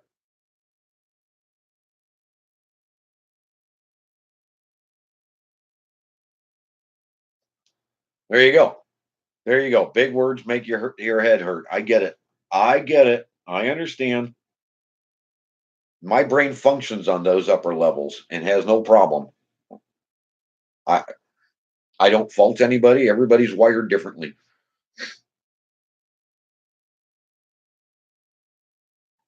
I hear you, Tessie. I hear you.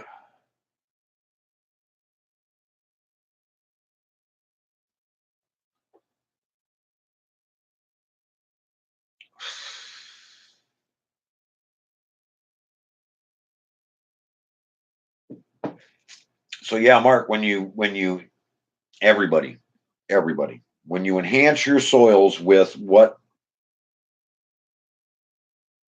I mean, ultimately, when they talk about we have to rotate crops because things are missing from the soil.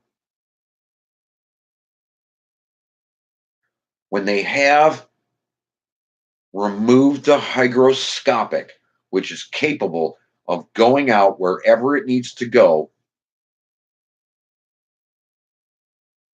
and bring back what the plant needs, and they remove that element, there's your issue. There's the problem in a nutshell. So if you make everything farmed off reavailable in the soil, and the hygroscopic is allowed to return because we're not using oil derivatives and we just go organic and leave Mother Nature alone, that's where your plant abundance comes in. That's where everything just explodes. Mother Nature, the hygroscopic level, all the elements, everything clicks. No more plant rotation. You can grow tomatoes in the same place every year for 20 years and never have to move them and never need to disturb the soil. If the elements that are required for those individual plants are abundant, then you never need to crop rotate. You never need to change anything. It's just a matter of getting the elements back, getting the stuff we have farmed off and pulled out of the soils already. And then we go and stop the hygroscopic level.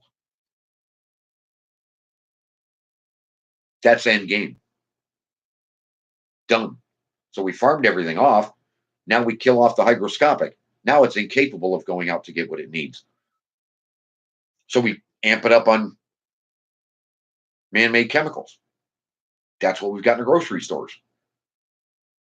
We got more occurrences of cancer, brain damage, kidney malfunction. The list goes on and on. Everything can be traced back to what we eat. Every disease on the planet can be traced back to what we eat or don't. So just put it back. Leave it alone. Where's the rocket science here?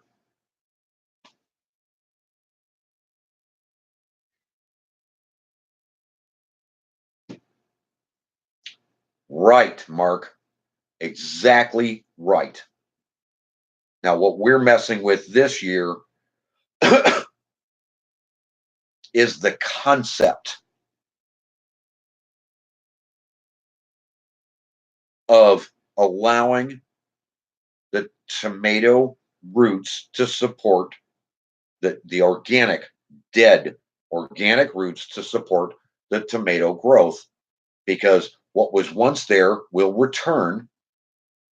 And if it's already in contact with the initial tomato, you're going to have more of the correct hygroscopic and allow things to progress even faster, because the same hygroscopic elements are in the soil where the tomatoes were grown last year.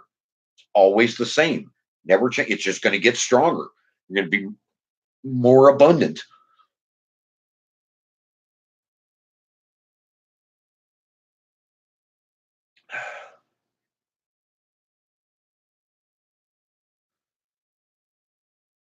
Well, that's great, Tim, but they're not putting the elements back. What's farmed off is farmed off. What's gone is gone. That's the concept they're not understanding. Everything we took out, we have to put back because we took it out already. That's man's way. We rush in, we rip everything out we want, and then leave it. Just leave it. And then wonder why we can't go in the next year and get more out. Well, because it's gone. We took it all away.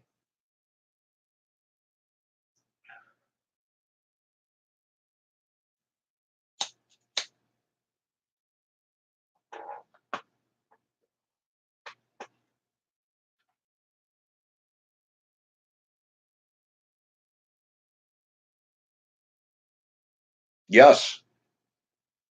Yes, it makes a tremendous difference, Tessie. The more color leaves that you get and you're dumping on your garden bed, and the more time it has to break down the natural way, because trees are one of the, yeah, trees are one of the best telltale signs of elements because of the color of the leaves. It takes certain elements in the leaves to cause the color. You know, copper's copper, whatever you want to call it. So when you pour on the leaves, you're just bringing the elements back. Here's the concept though. You're taking the elements from the trees.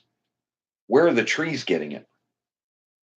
And then once the trees have removed all they can remove and everything is gone, what does the tree do? That's the overall concept. Purple Nurple, what's going on? How you been, buddy?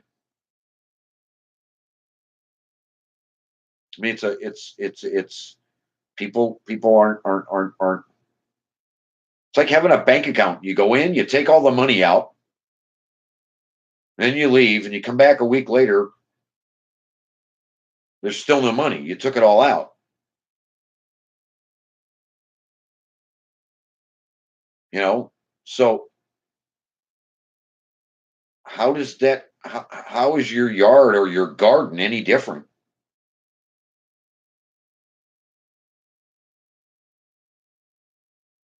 That's awesome. That's awesome. It picks up more elements. That is awesome. Now, if you get something super plant, noni, or whatever the heck the other one's name is, and get those leaves in there. Oh my God. The more elements that you add, the more minerals that you add, the more vitamins that you add to your overall surroundings, the more abundant life comes back. The more ability your garden has, your yard has of thriving. I mean, can you imagine? Well, okay, you don't even have to imagine. Rusty can tell you. He sits there and watches it every single day as my yard just grows abundantly. My whole yard, whether it doesn't matter. The elements are there. Everything that is required is there. And everything just explodes. There's so much life. You can't stop it. I'm cutting grass every 2 or 3 days. Now we've got a week of rain. I'm screwed. It's going to be so deep in a week. That's the reality of it. And that's every plant in my yard is just buried in this stuff. Got to read the book, honey. Got to read the book. I can't say it here. I'm sorry. That's one of the big key secrets in the book. I can't say it, but you'll see it. It's in the book. There's a bunch of forms of it. There's a bunch of forms of it, and I give the resources. But yeah, I can't say it. I just will not. That's the and it's not the foundation of the book. There's so much more to the book. Under, Understanding it all.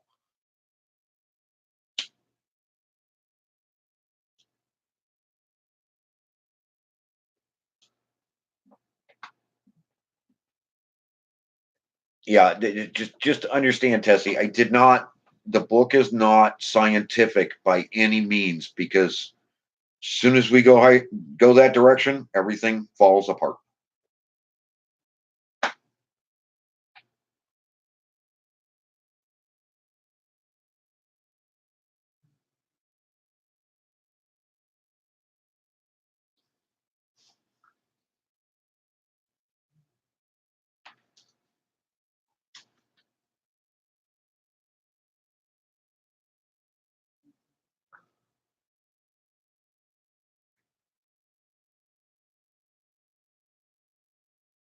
Yes, the link is directly any of my videos, dear.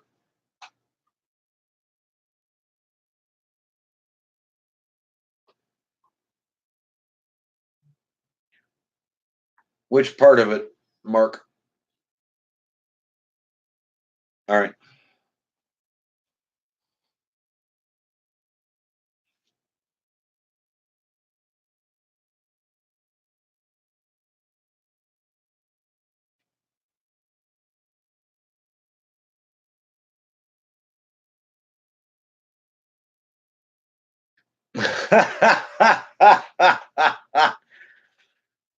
You're probably right.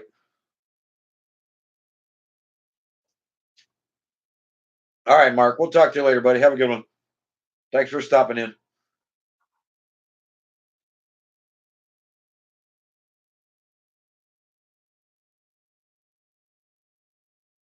Oh, yeah. I know all about it. Yeah.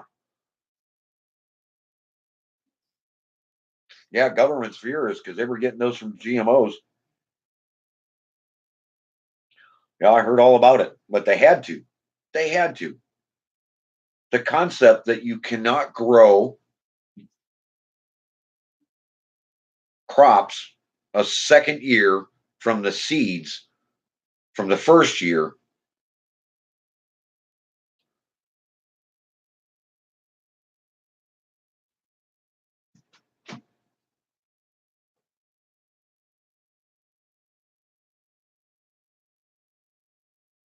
Brace yourself, Tessie. It won't hurt your brain. It'll be okay.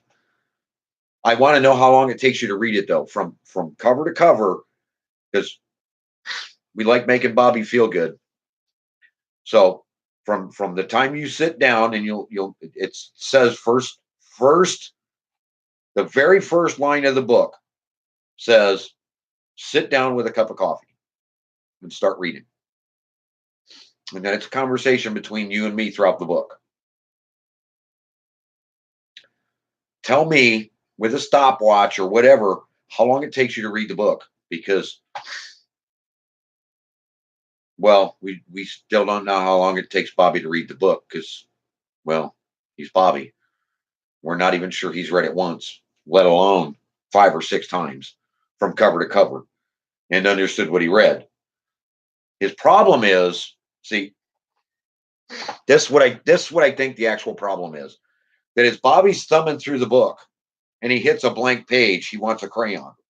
And he gets so sidetracked by he's probably got a box of crayons in one of them thousands of Amazon boxes he's got stored in his house. He just doesn't remember which one. So Bobby's stuck thinking about which box has the crayons, in which room, and then he forgets he was reading the book because he wanted to color in a blank page.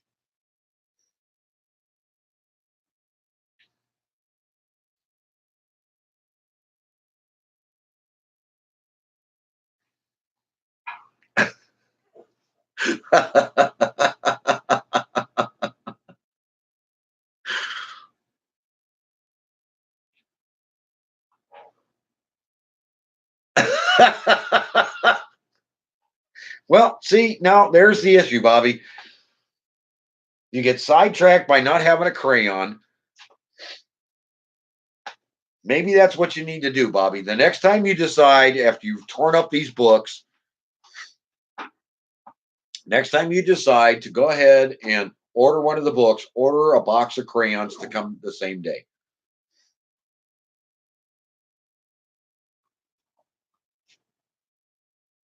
All right. Well, now you're just bored. You're thumbing through it and you hit that colored page and go, it has another color.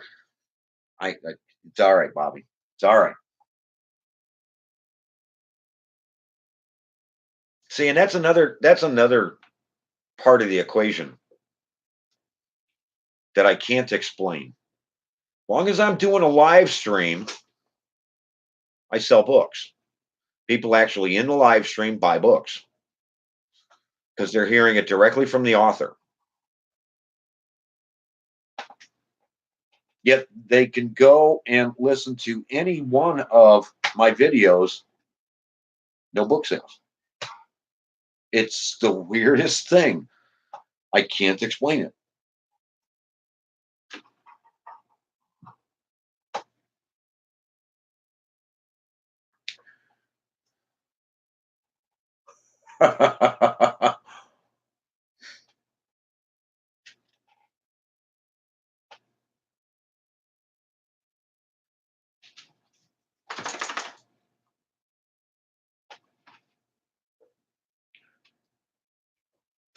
Oh, I get that, Tessie, and that's not the question. The question is like why Why do none of my live streams trigger sales yet if I'm actually having a live stream and they're in the room, they claim they buy. It's just one of them curiosities. You just sit and scratch your head. Some of them things that make you go, like, why did Bobby wake up this morning? Or why can't Bobby put a battery in his truck?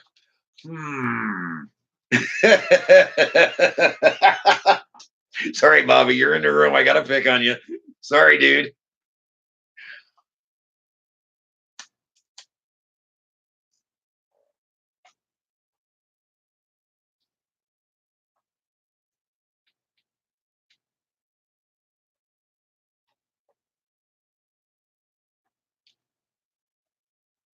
Tim, I'm there with you. I get it. I get it.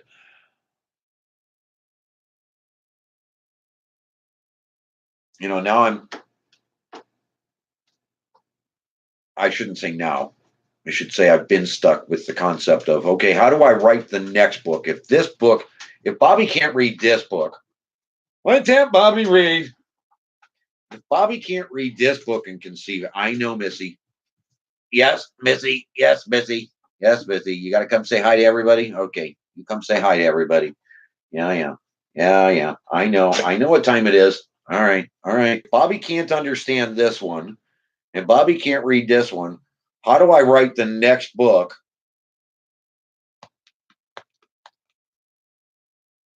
that Bobby's going to understand the new concepts for gardening? I'm kind of stuck.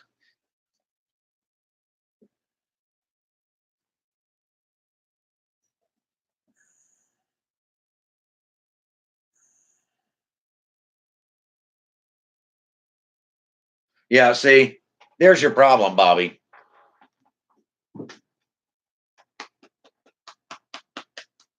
You got a lawnmower that runs and you can get to the corner store. I get it. I get it. All right, come on, let's go.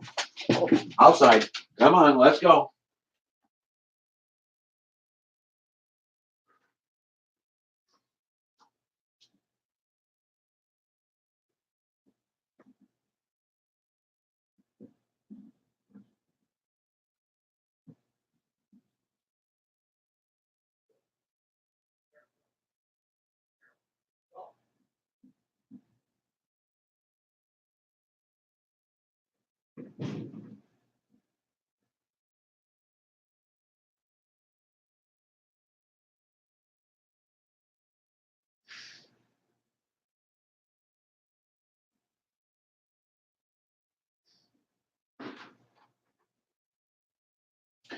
When they gotta go, they gotta go. Hey, Mama. Hey, Mama. Well, at least you gave them something to watch. Yeah.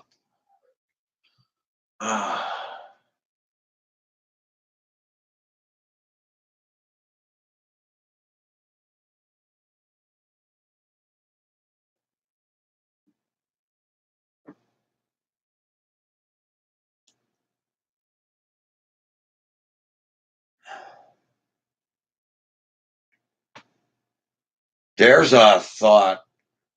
That's a good one, Rusty. There's a good one. Then Bobby don't have to read. Bobby's mommy can come over and read him a bedtime story and teach him all about gardening.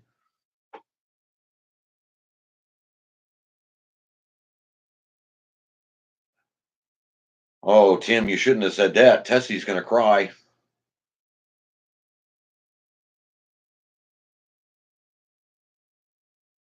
No, see, you can't talk about food, Rusty, because that'll screw Bobby up too, because then he gets sidetracked. So, yeah, we'll have to come up with a Dr. Seuss way of explaining it to him that doesn't do things that are going to sidetrack him. Hey, Miss Pink, what's going on, dear? What, Mama? They'd probably rather watch you.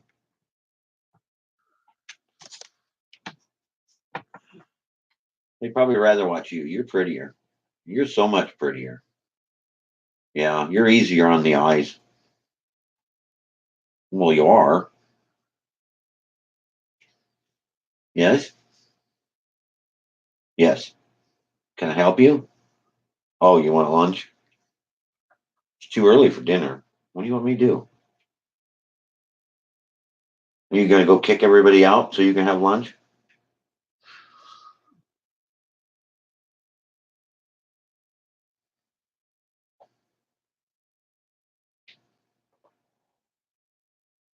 The cat in the garden. Well, Grizz would definitely read the book then, without question. Grizz would be all about reading about cats. He likes cats.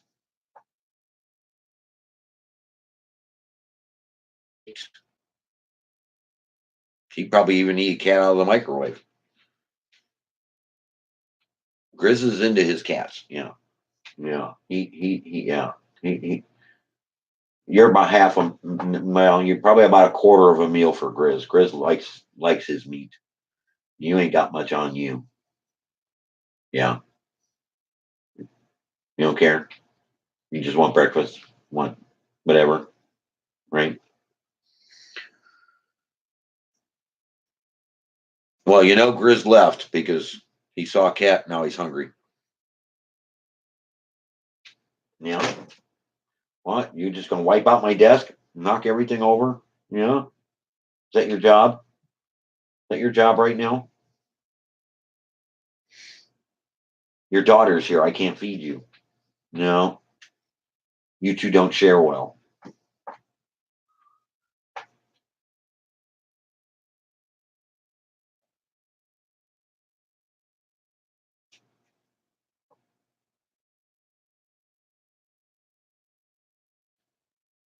Oh, that's awesome. That's awesome, Tim.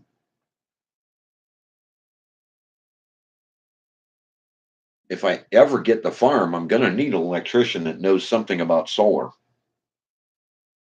wind, off grid stuff. I may have work for you, Tim, if ever, since we can only sell 10 books.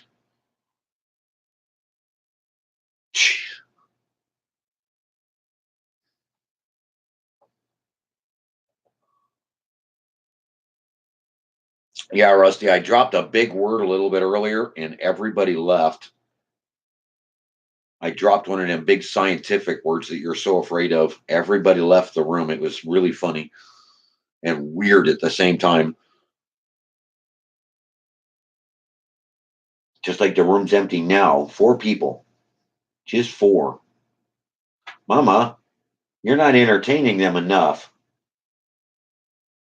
What are you doing wrong? Everybody left. They saw Missy and they said, okay, we're good. What's up with that?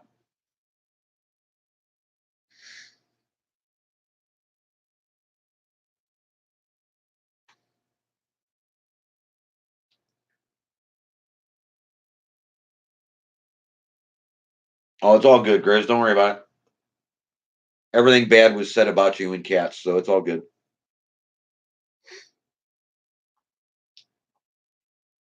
We figured you left because you saw Mama.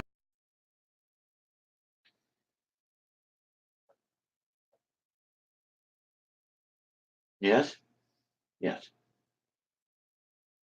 yes.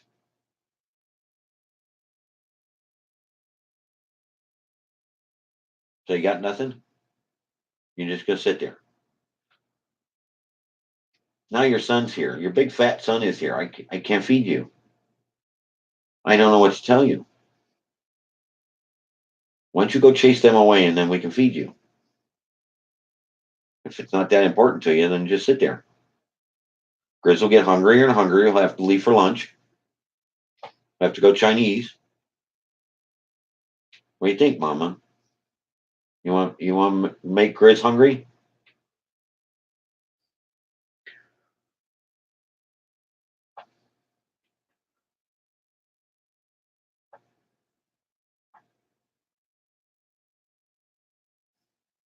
You're a pretty girl. You're a pretty girl. Yeah. I know you want lunch. I can't help you. Yeah, go tell them to leave and then you can have lunch.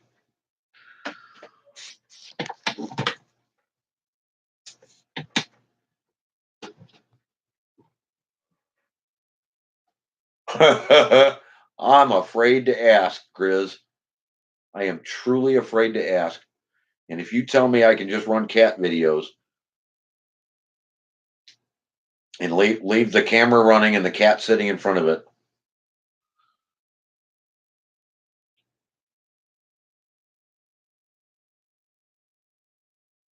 you didn't chase them away. They're still here.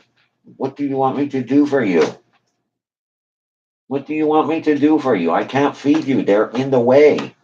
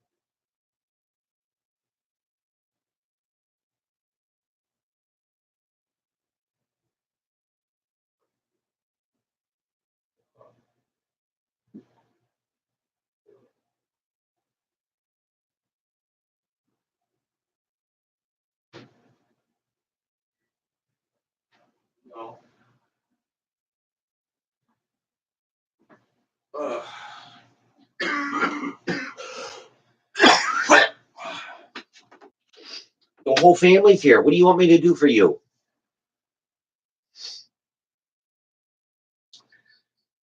You have to tell them all to leave. You tell them to leave. Good luck with that. Yeah, Smithy? I want my coffee.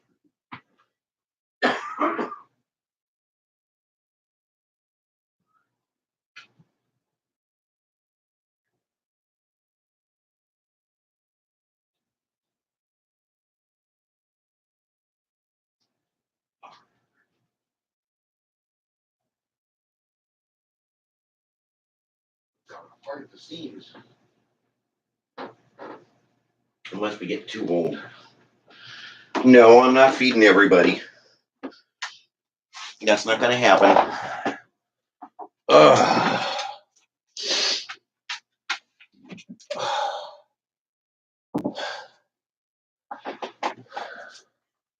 All right, where were we?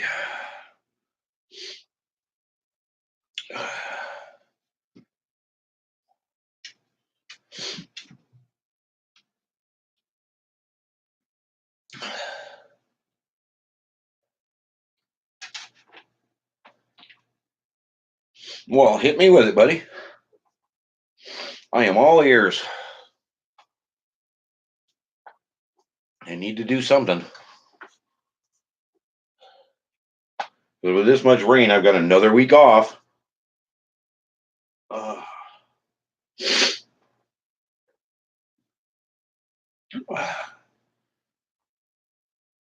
if you're going to tell me go learn something else,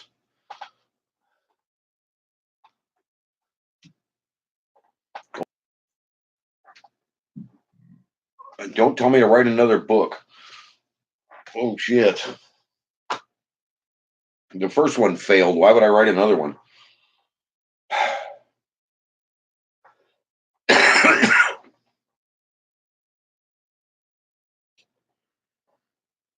Well, we're waiting, Grizz. It's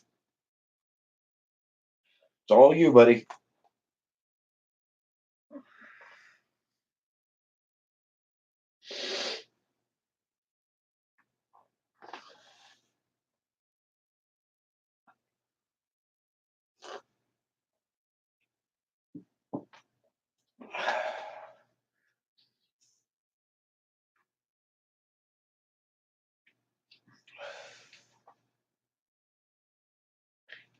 Yeah.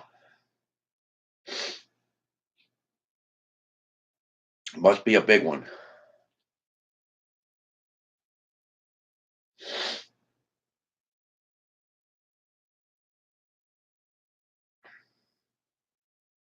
It'd be something like what? Supercalifragilisticexpialidocious. He's got to double check the spelling. Ugh.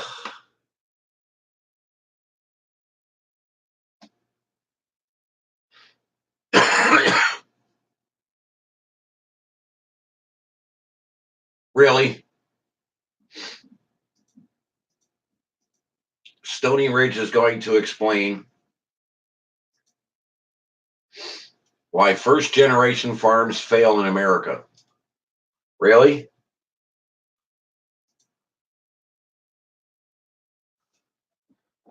Well, you know what my answer is to that one.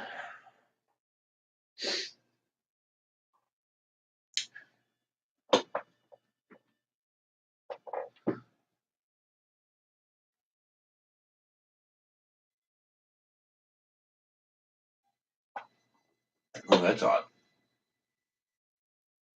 I don't know what happened to that, but that's weird. Ward?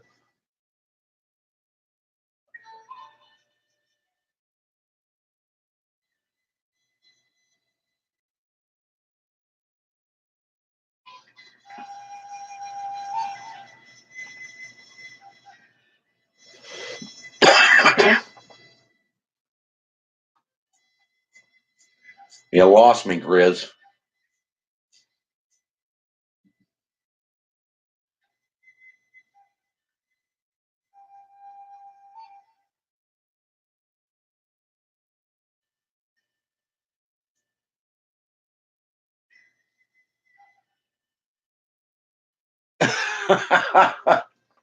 Oh, you guys are killing me.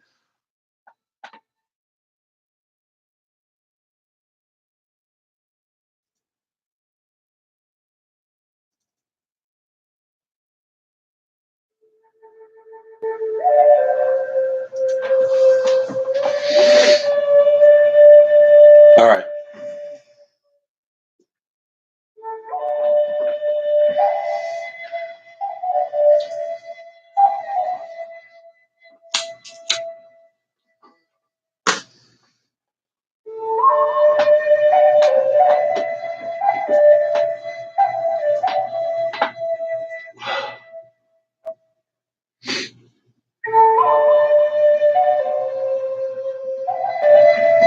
This is about the time we need Rusty to come over with his guitar and start playing for you guys. Or get his camera working, one or the other.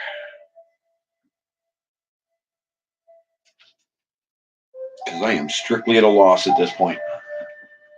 So lost. Anybody got questions? I can go more scientific. I know that'll hurt some people, but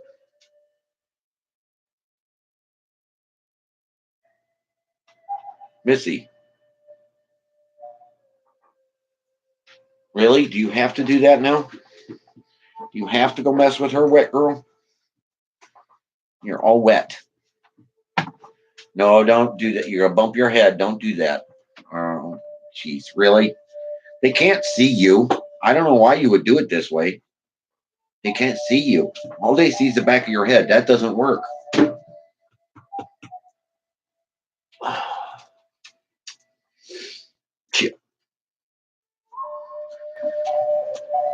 Like Stony Ridge is qualified to say why a farm fails.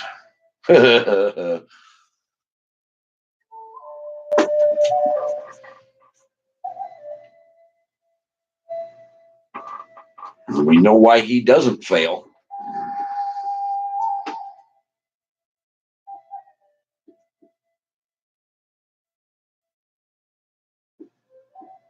We just went over that. I went into the scientific explanation, Bobby, and the room emptied out worse than it is now.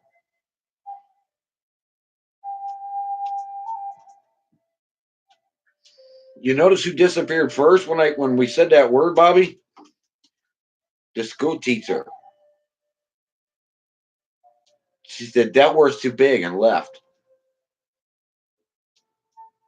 I hope you caught that.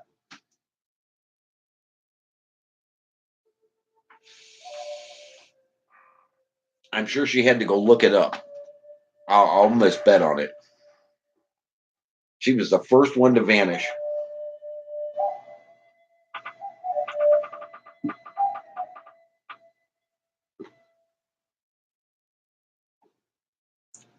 Who has to look everything? Wait, what?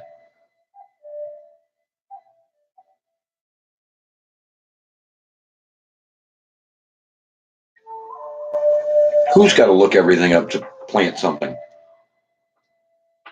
Hope you're not referring to me. Shit.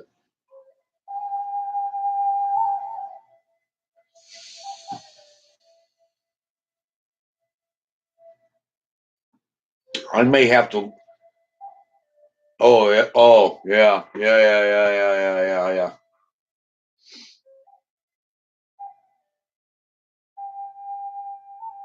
I mean, I may have to go back to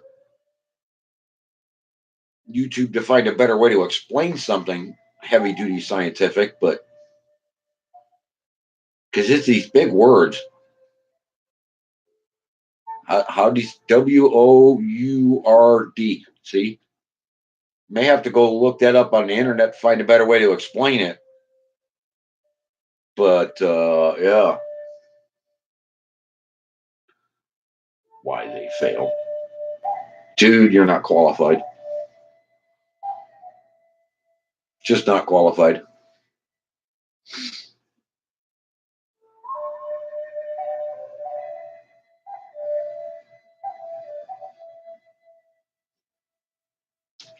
Oh God, years, dude, years. That's a totally different concept than this.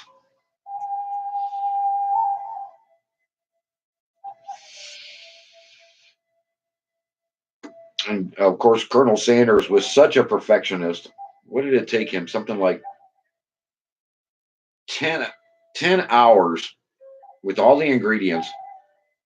It took him 10 hours to finally get the consistency he wanted before he coated the chicken for the first sit down with potential investors. Yeah, if I remember the story correctly. 10 hours, then he cooked it, which took all of what? 10 minutes, 15 minutes?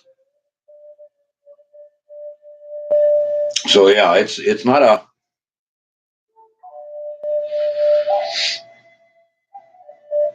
it's a tough concept. People just don't get it.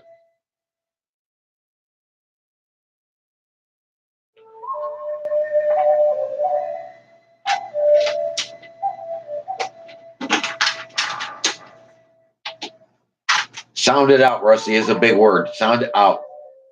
Colonel. Colonel Sanders, who wasn't even a colonel.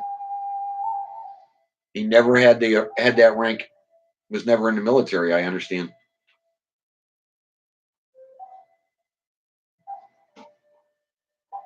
Um, I don't know if it was the spice or the machine. I think he was trying to sell the machine, the deep fryer, um, pressure cooker deep fryer. Like if I remember the story correctly, he was actually trying to sell those, not the recipe. It was simple.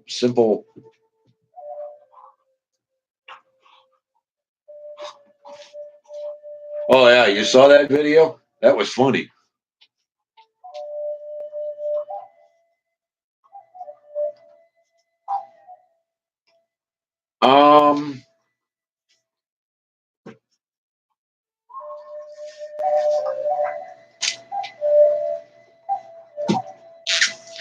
Um, Grizz,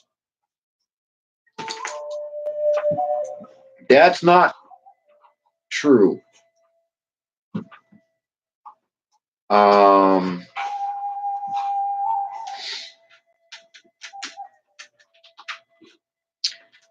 um, Snake oil salesman. I won't go into what I know and why I know it. Um, he's a snake oil salesman.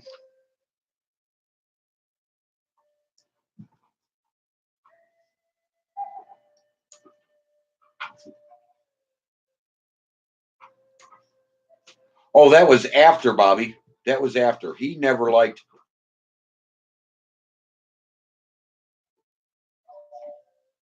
the way that, I mean, the cooker's been around forever. He never liked any of the flavors, and he was a perfectionist about getting the flavor right.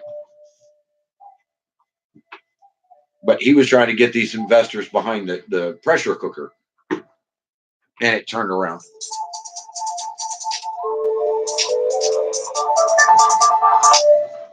Hello. Hey, buddy.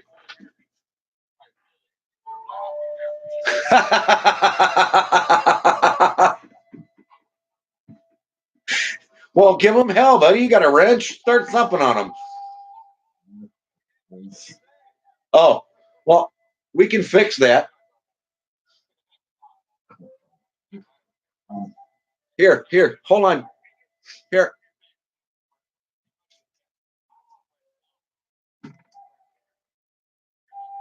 Oh, no.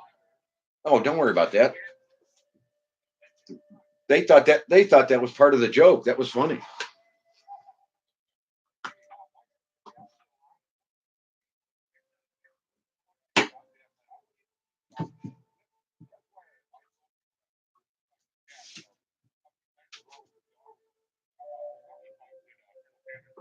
Right.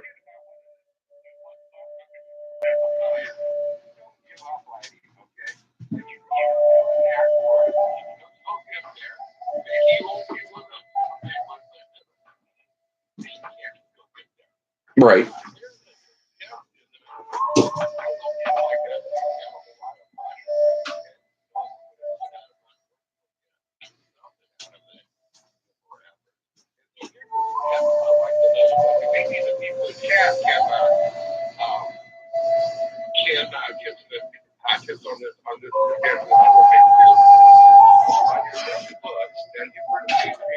Yeah.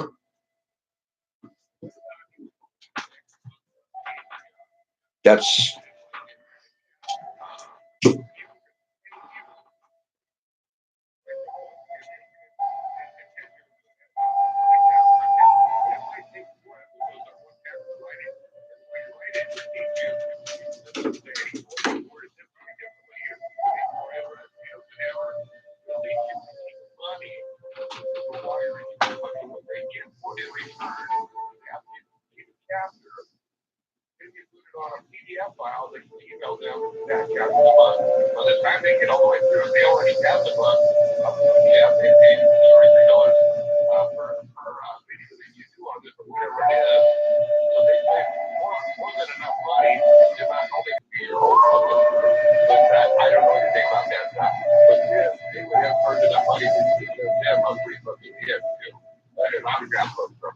well, that's a concept I hadn't thought of.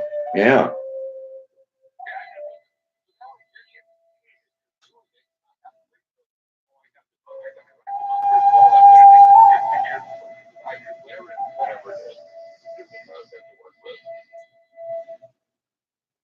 That's not a bad idea, actually.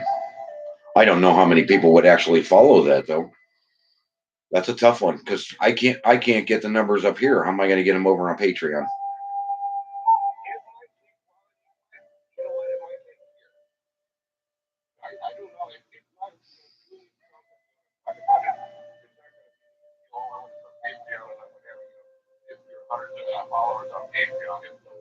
start out with one or two. And the next month, if you dig out another one or two, pick up another. I mean, it might take it.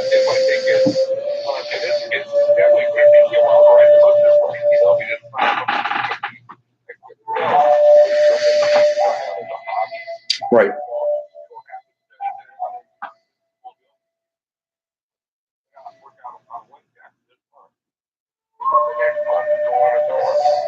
That's not a bad idea. That's not a bad idea at all. Take it. Oh, right. Yeah, I got you. I got you. That's not a bad idea. Well, let's run back in the chat and we'll throw that out there and see what they think. That's not. I'm almost convinced that's a hell of a way of going about it. Alrighty, bye. Grizz's idea that he can't type because it would just take too long to put it into all the words. Huh. How's this for an idea, guys? I start writing the next book on Patreon and start running videos over on Patreon as I'm assembling the book. Chapter by chapter, and depending on the level of membership, you get chapter by chapter emailed to you in PDF form. And then the final outcome of the book, when it's all said and done, you get a signed copy of it free of charge.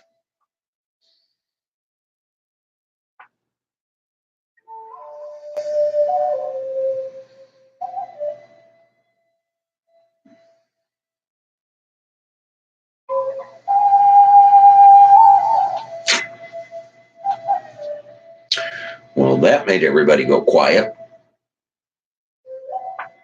I think, Chris, we hurt their heads. Am I still connected? Yeah, I'm still connected. Chris, I think that idea hurt their heads. They don't know. They all screeched to a dead halt.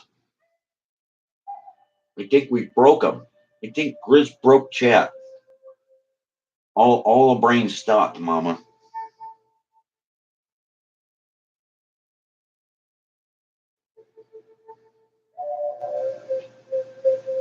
When I get stuck in part of a chapter, you know what I mean?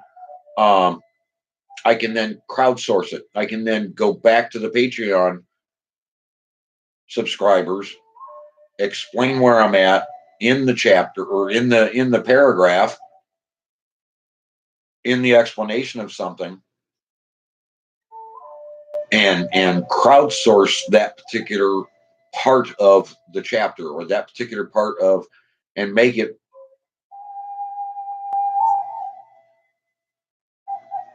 now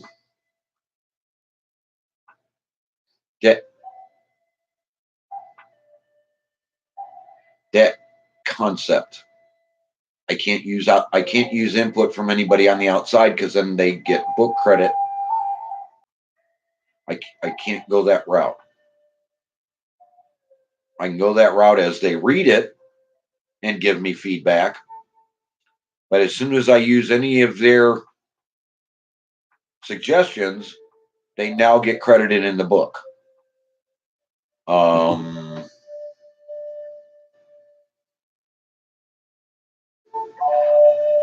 Well, it becomes a legal thing, actually.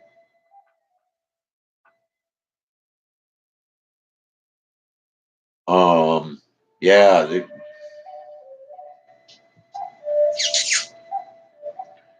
Because the copyright law.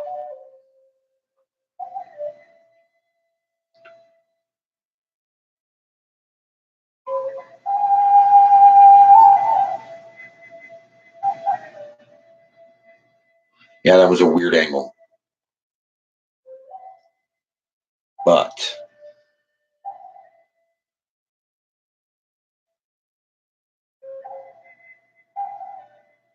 I don't know. don't think I'm going to stop that thought process, Grizz, because that's not a bad idea. There's a way to do that. I've got to look at I got to go back and reread that law, that copyright, what establishes copyright and what establishes copyright infringement. And it's, oh God, it's huge.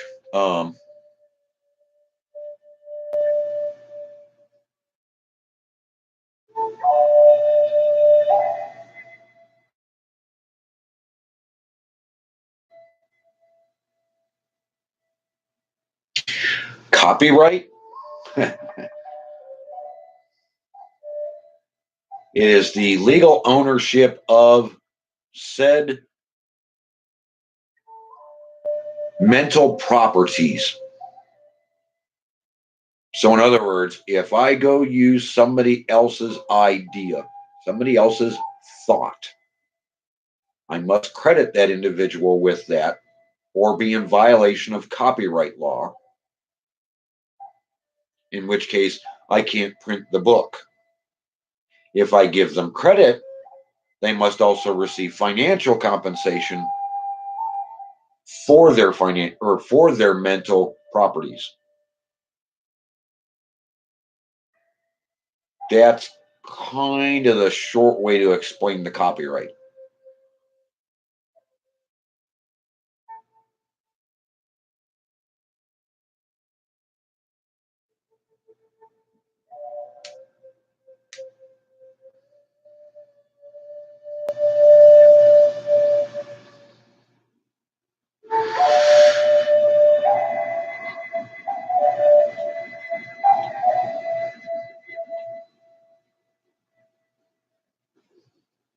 Bobby, the next thing he's going to ask is that you lose your rent so that he can put you in timeout.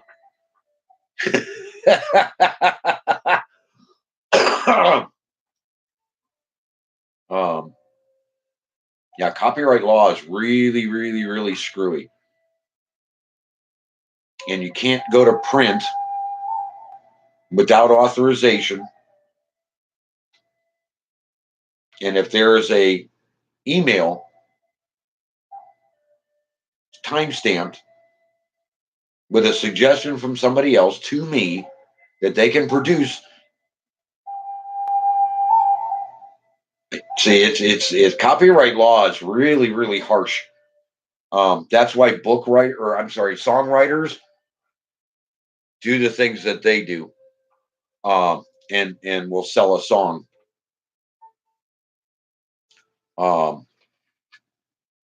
And they're so careful about, oh my God, did I use a lick from somebody else's band?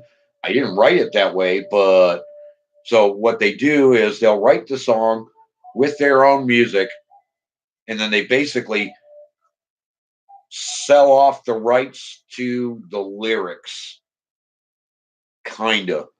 And then the band will twist the music their own way to produce their own song to avoid any possible infringements upon the music side. It's just copyright law is a pain, just a tremendous pain.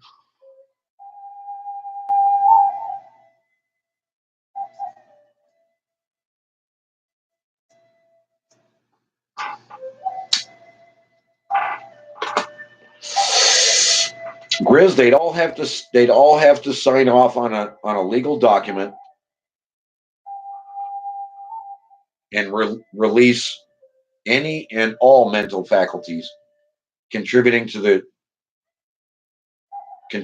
book. And when they start looking at the possible financial, people are greedy, buddy. I don't care if it's 10 cents. People are greedy. That's just human nature. They all want for free. I'm not giving up on the idea, though. You may be onto something.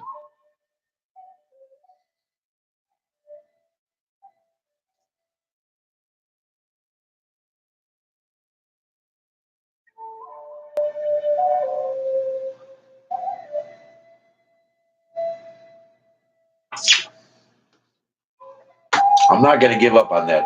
That's not a bad idea, Grizz. That is not a bad idea.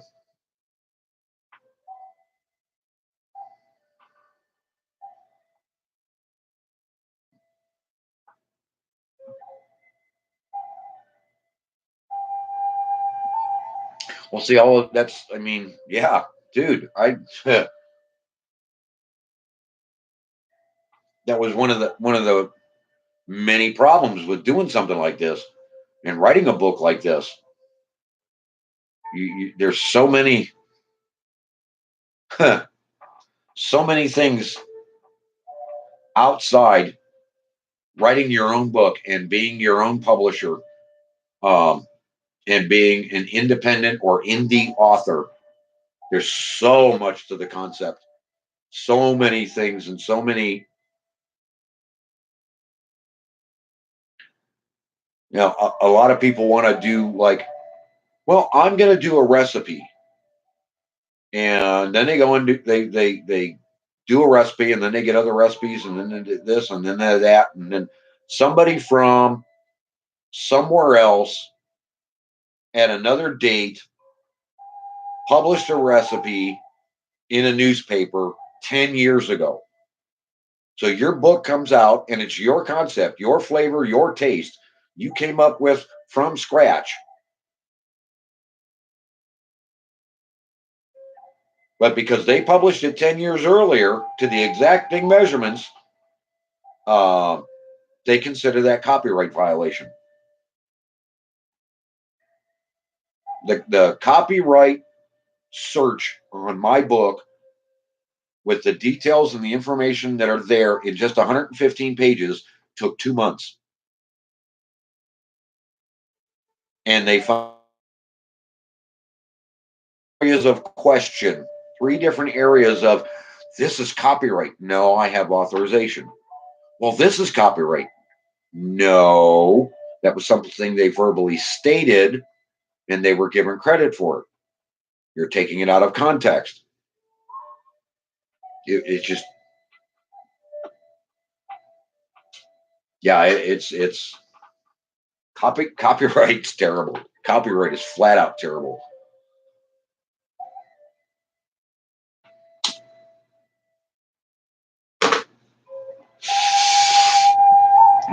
People want to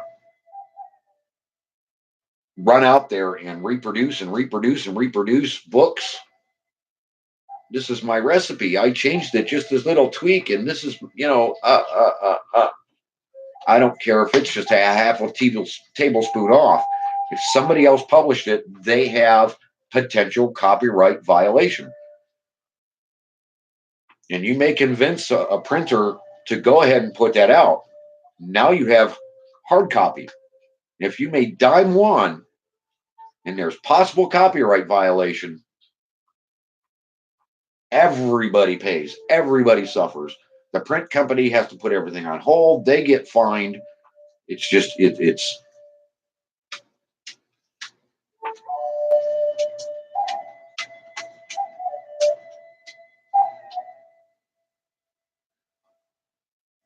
right. But even that, Grizz, is still, there's still the question of copyright violation, copyright infringement, copyright. It's really, really. So I couldn't go to the. That's the only. That, okay. That if I relinquish that element,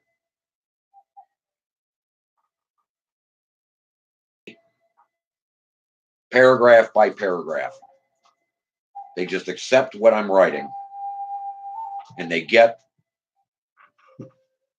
weekly updates, and I read them where I've gotten to, and then I put the whole chapter together and attempt to read through the entire chapter, see where I'm at, see if I have to rearrange, move things around, do a different concept, what have you, and then email them out the final PDF for that chapter.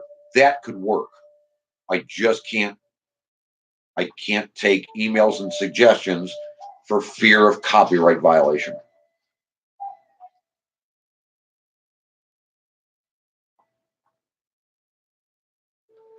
It's damn near that complicated.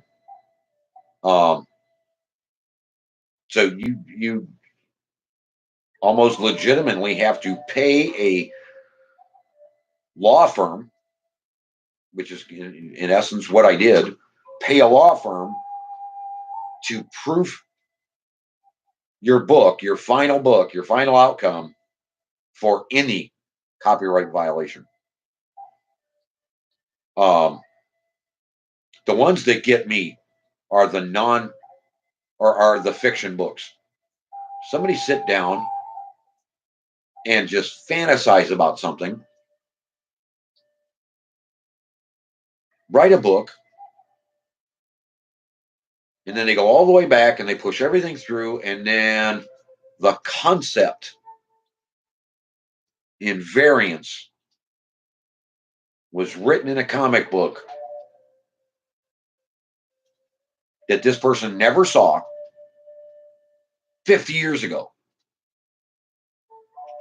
Instantly stops their writing, instantly stops their book, instantly stops it from being published because the concept was close, just close.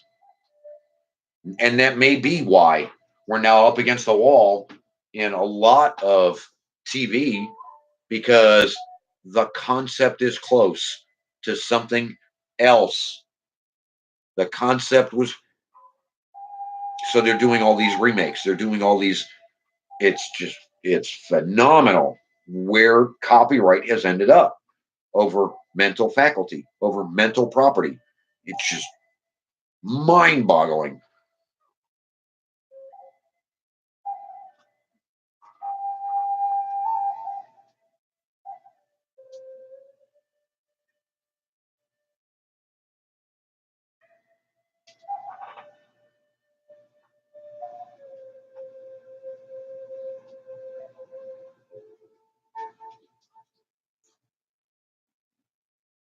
Well, yeah, yeah. If you can corner something down,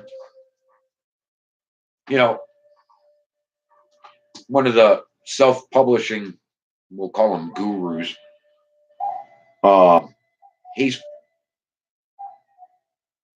500, yeah, 500 no content books is what he has published, and they're things like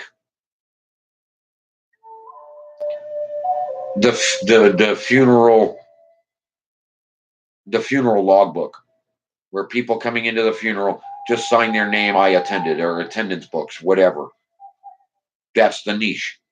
And him and his wife, between the two of them, they've probably got something close to 1,000, 2,000, easily 1,000 no content books. And there are thousands of ideas in that neighborhood of no content books, thousands of whatevers. Yeah, the writing world has expanded tremendously, but and the ability to self-publish has taken that through the roof. And it's a tough world. The writing side, sorry.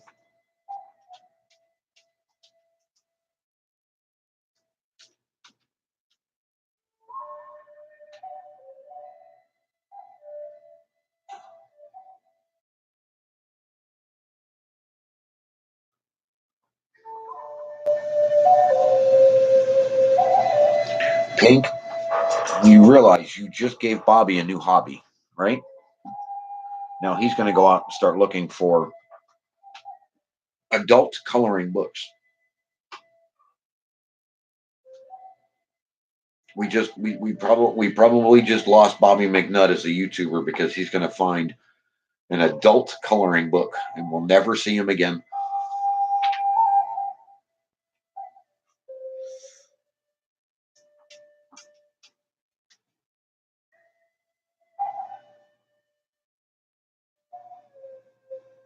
What?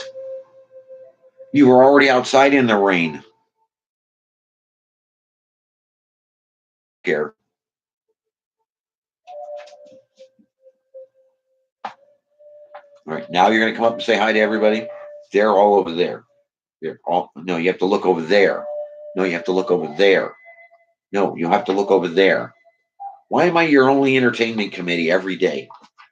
Don't bite me. No, they're over there. Look over there. No, don't punch me in the face. I'm not a chew toy. Stop it.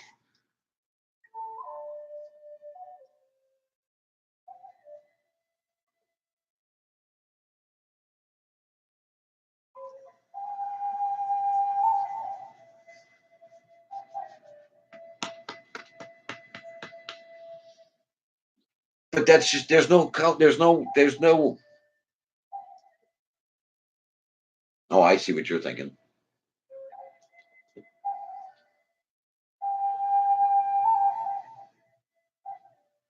Pink, you know he's searching Amazon right now for those, right? You know we've just lost Bobby McNutt.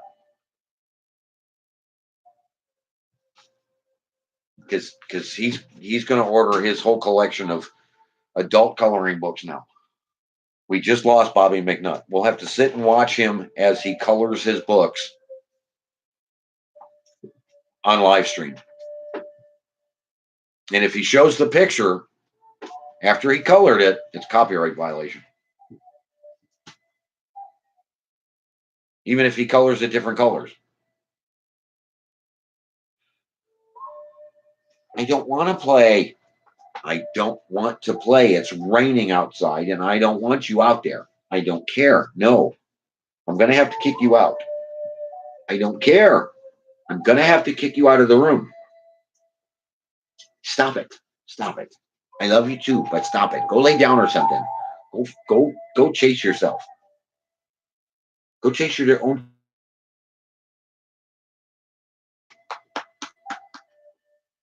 Really? Really, Pink?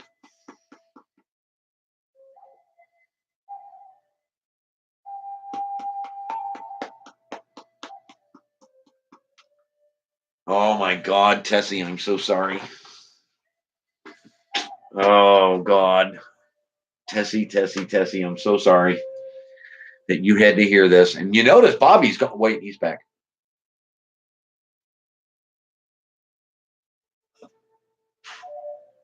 Nothing, Bobby. Nothing at all. Don't read above either. Nothing at all. There's nothing. You missed nothing, Bobby.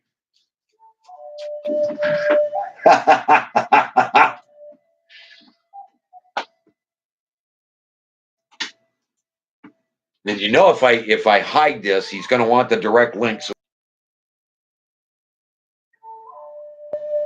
oh, God. He's got Crayola crayons, I'm sure.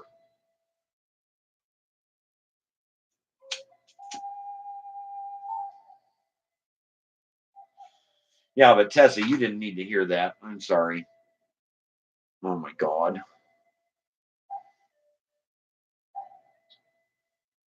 Yeah, thank God. Thank God.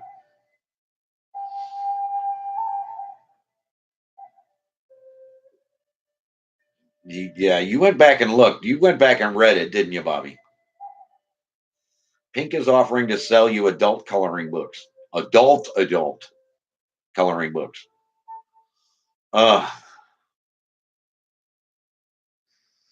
Why Pink, the Southern Belle, would have adult coloring books, I don't know. I'm kind of scared to ask.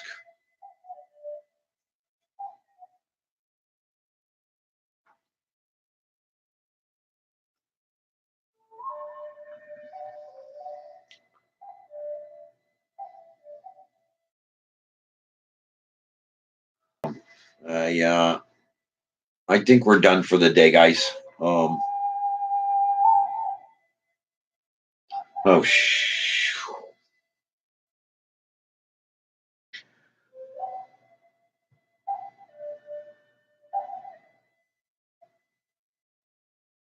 oh dear, you guys just, ugh. Yeah, I think we're done with this stream. Yeah, we may try this again tomorrow. Um, we'll blame Pink for this one.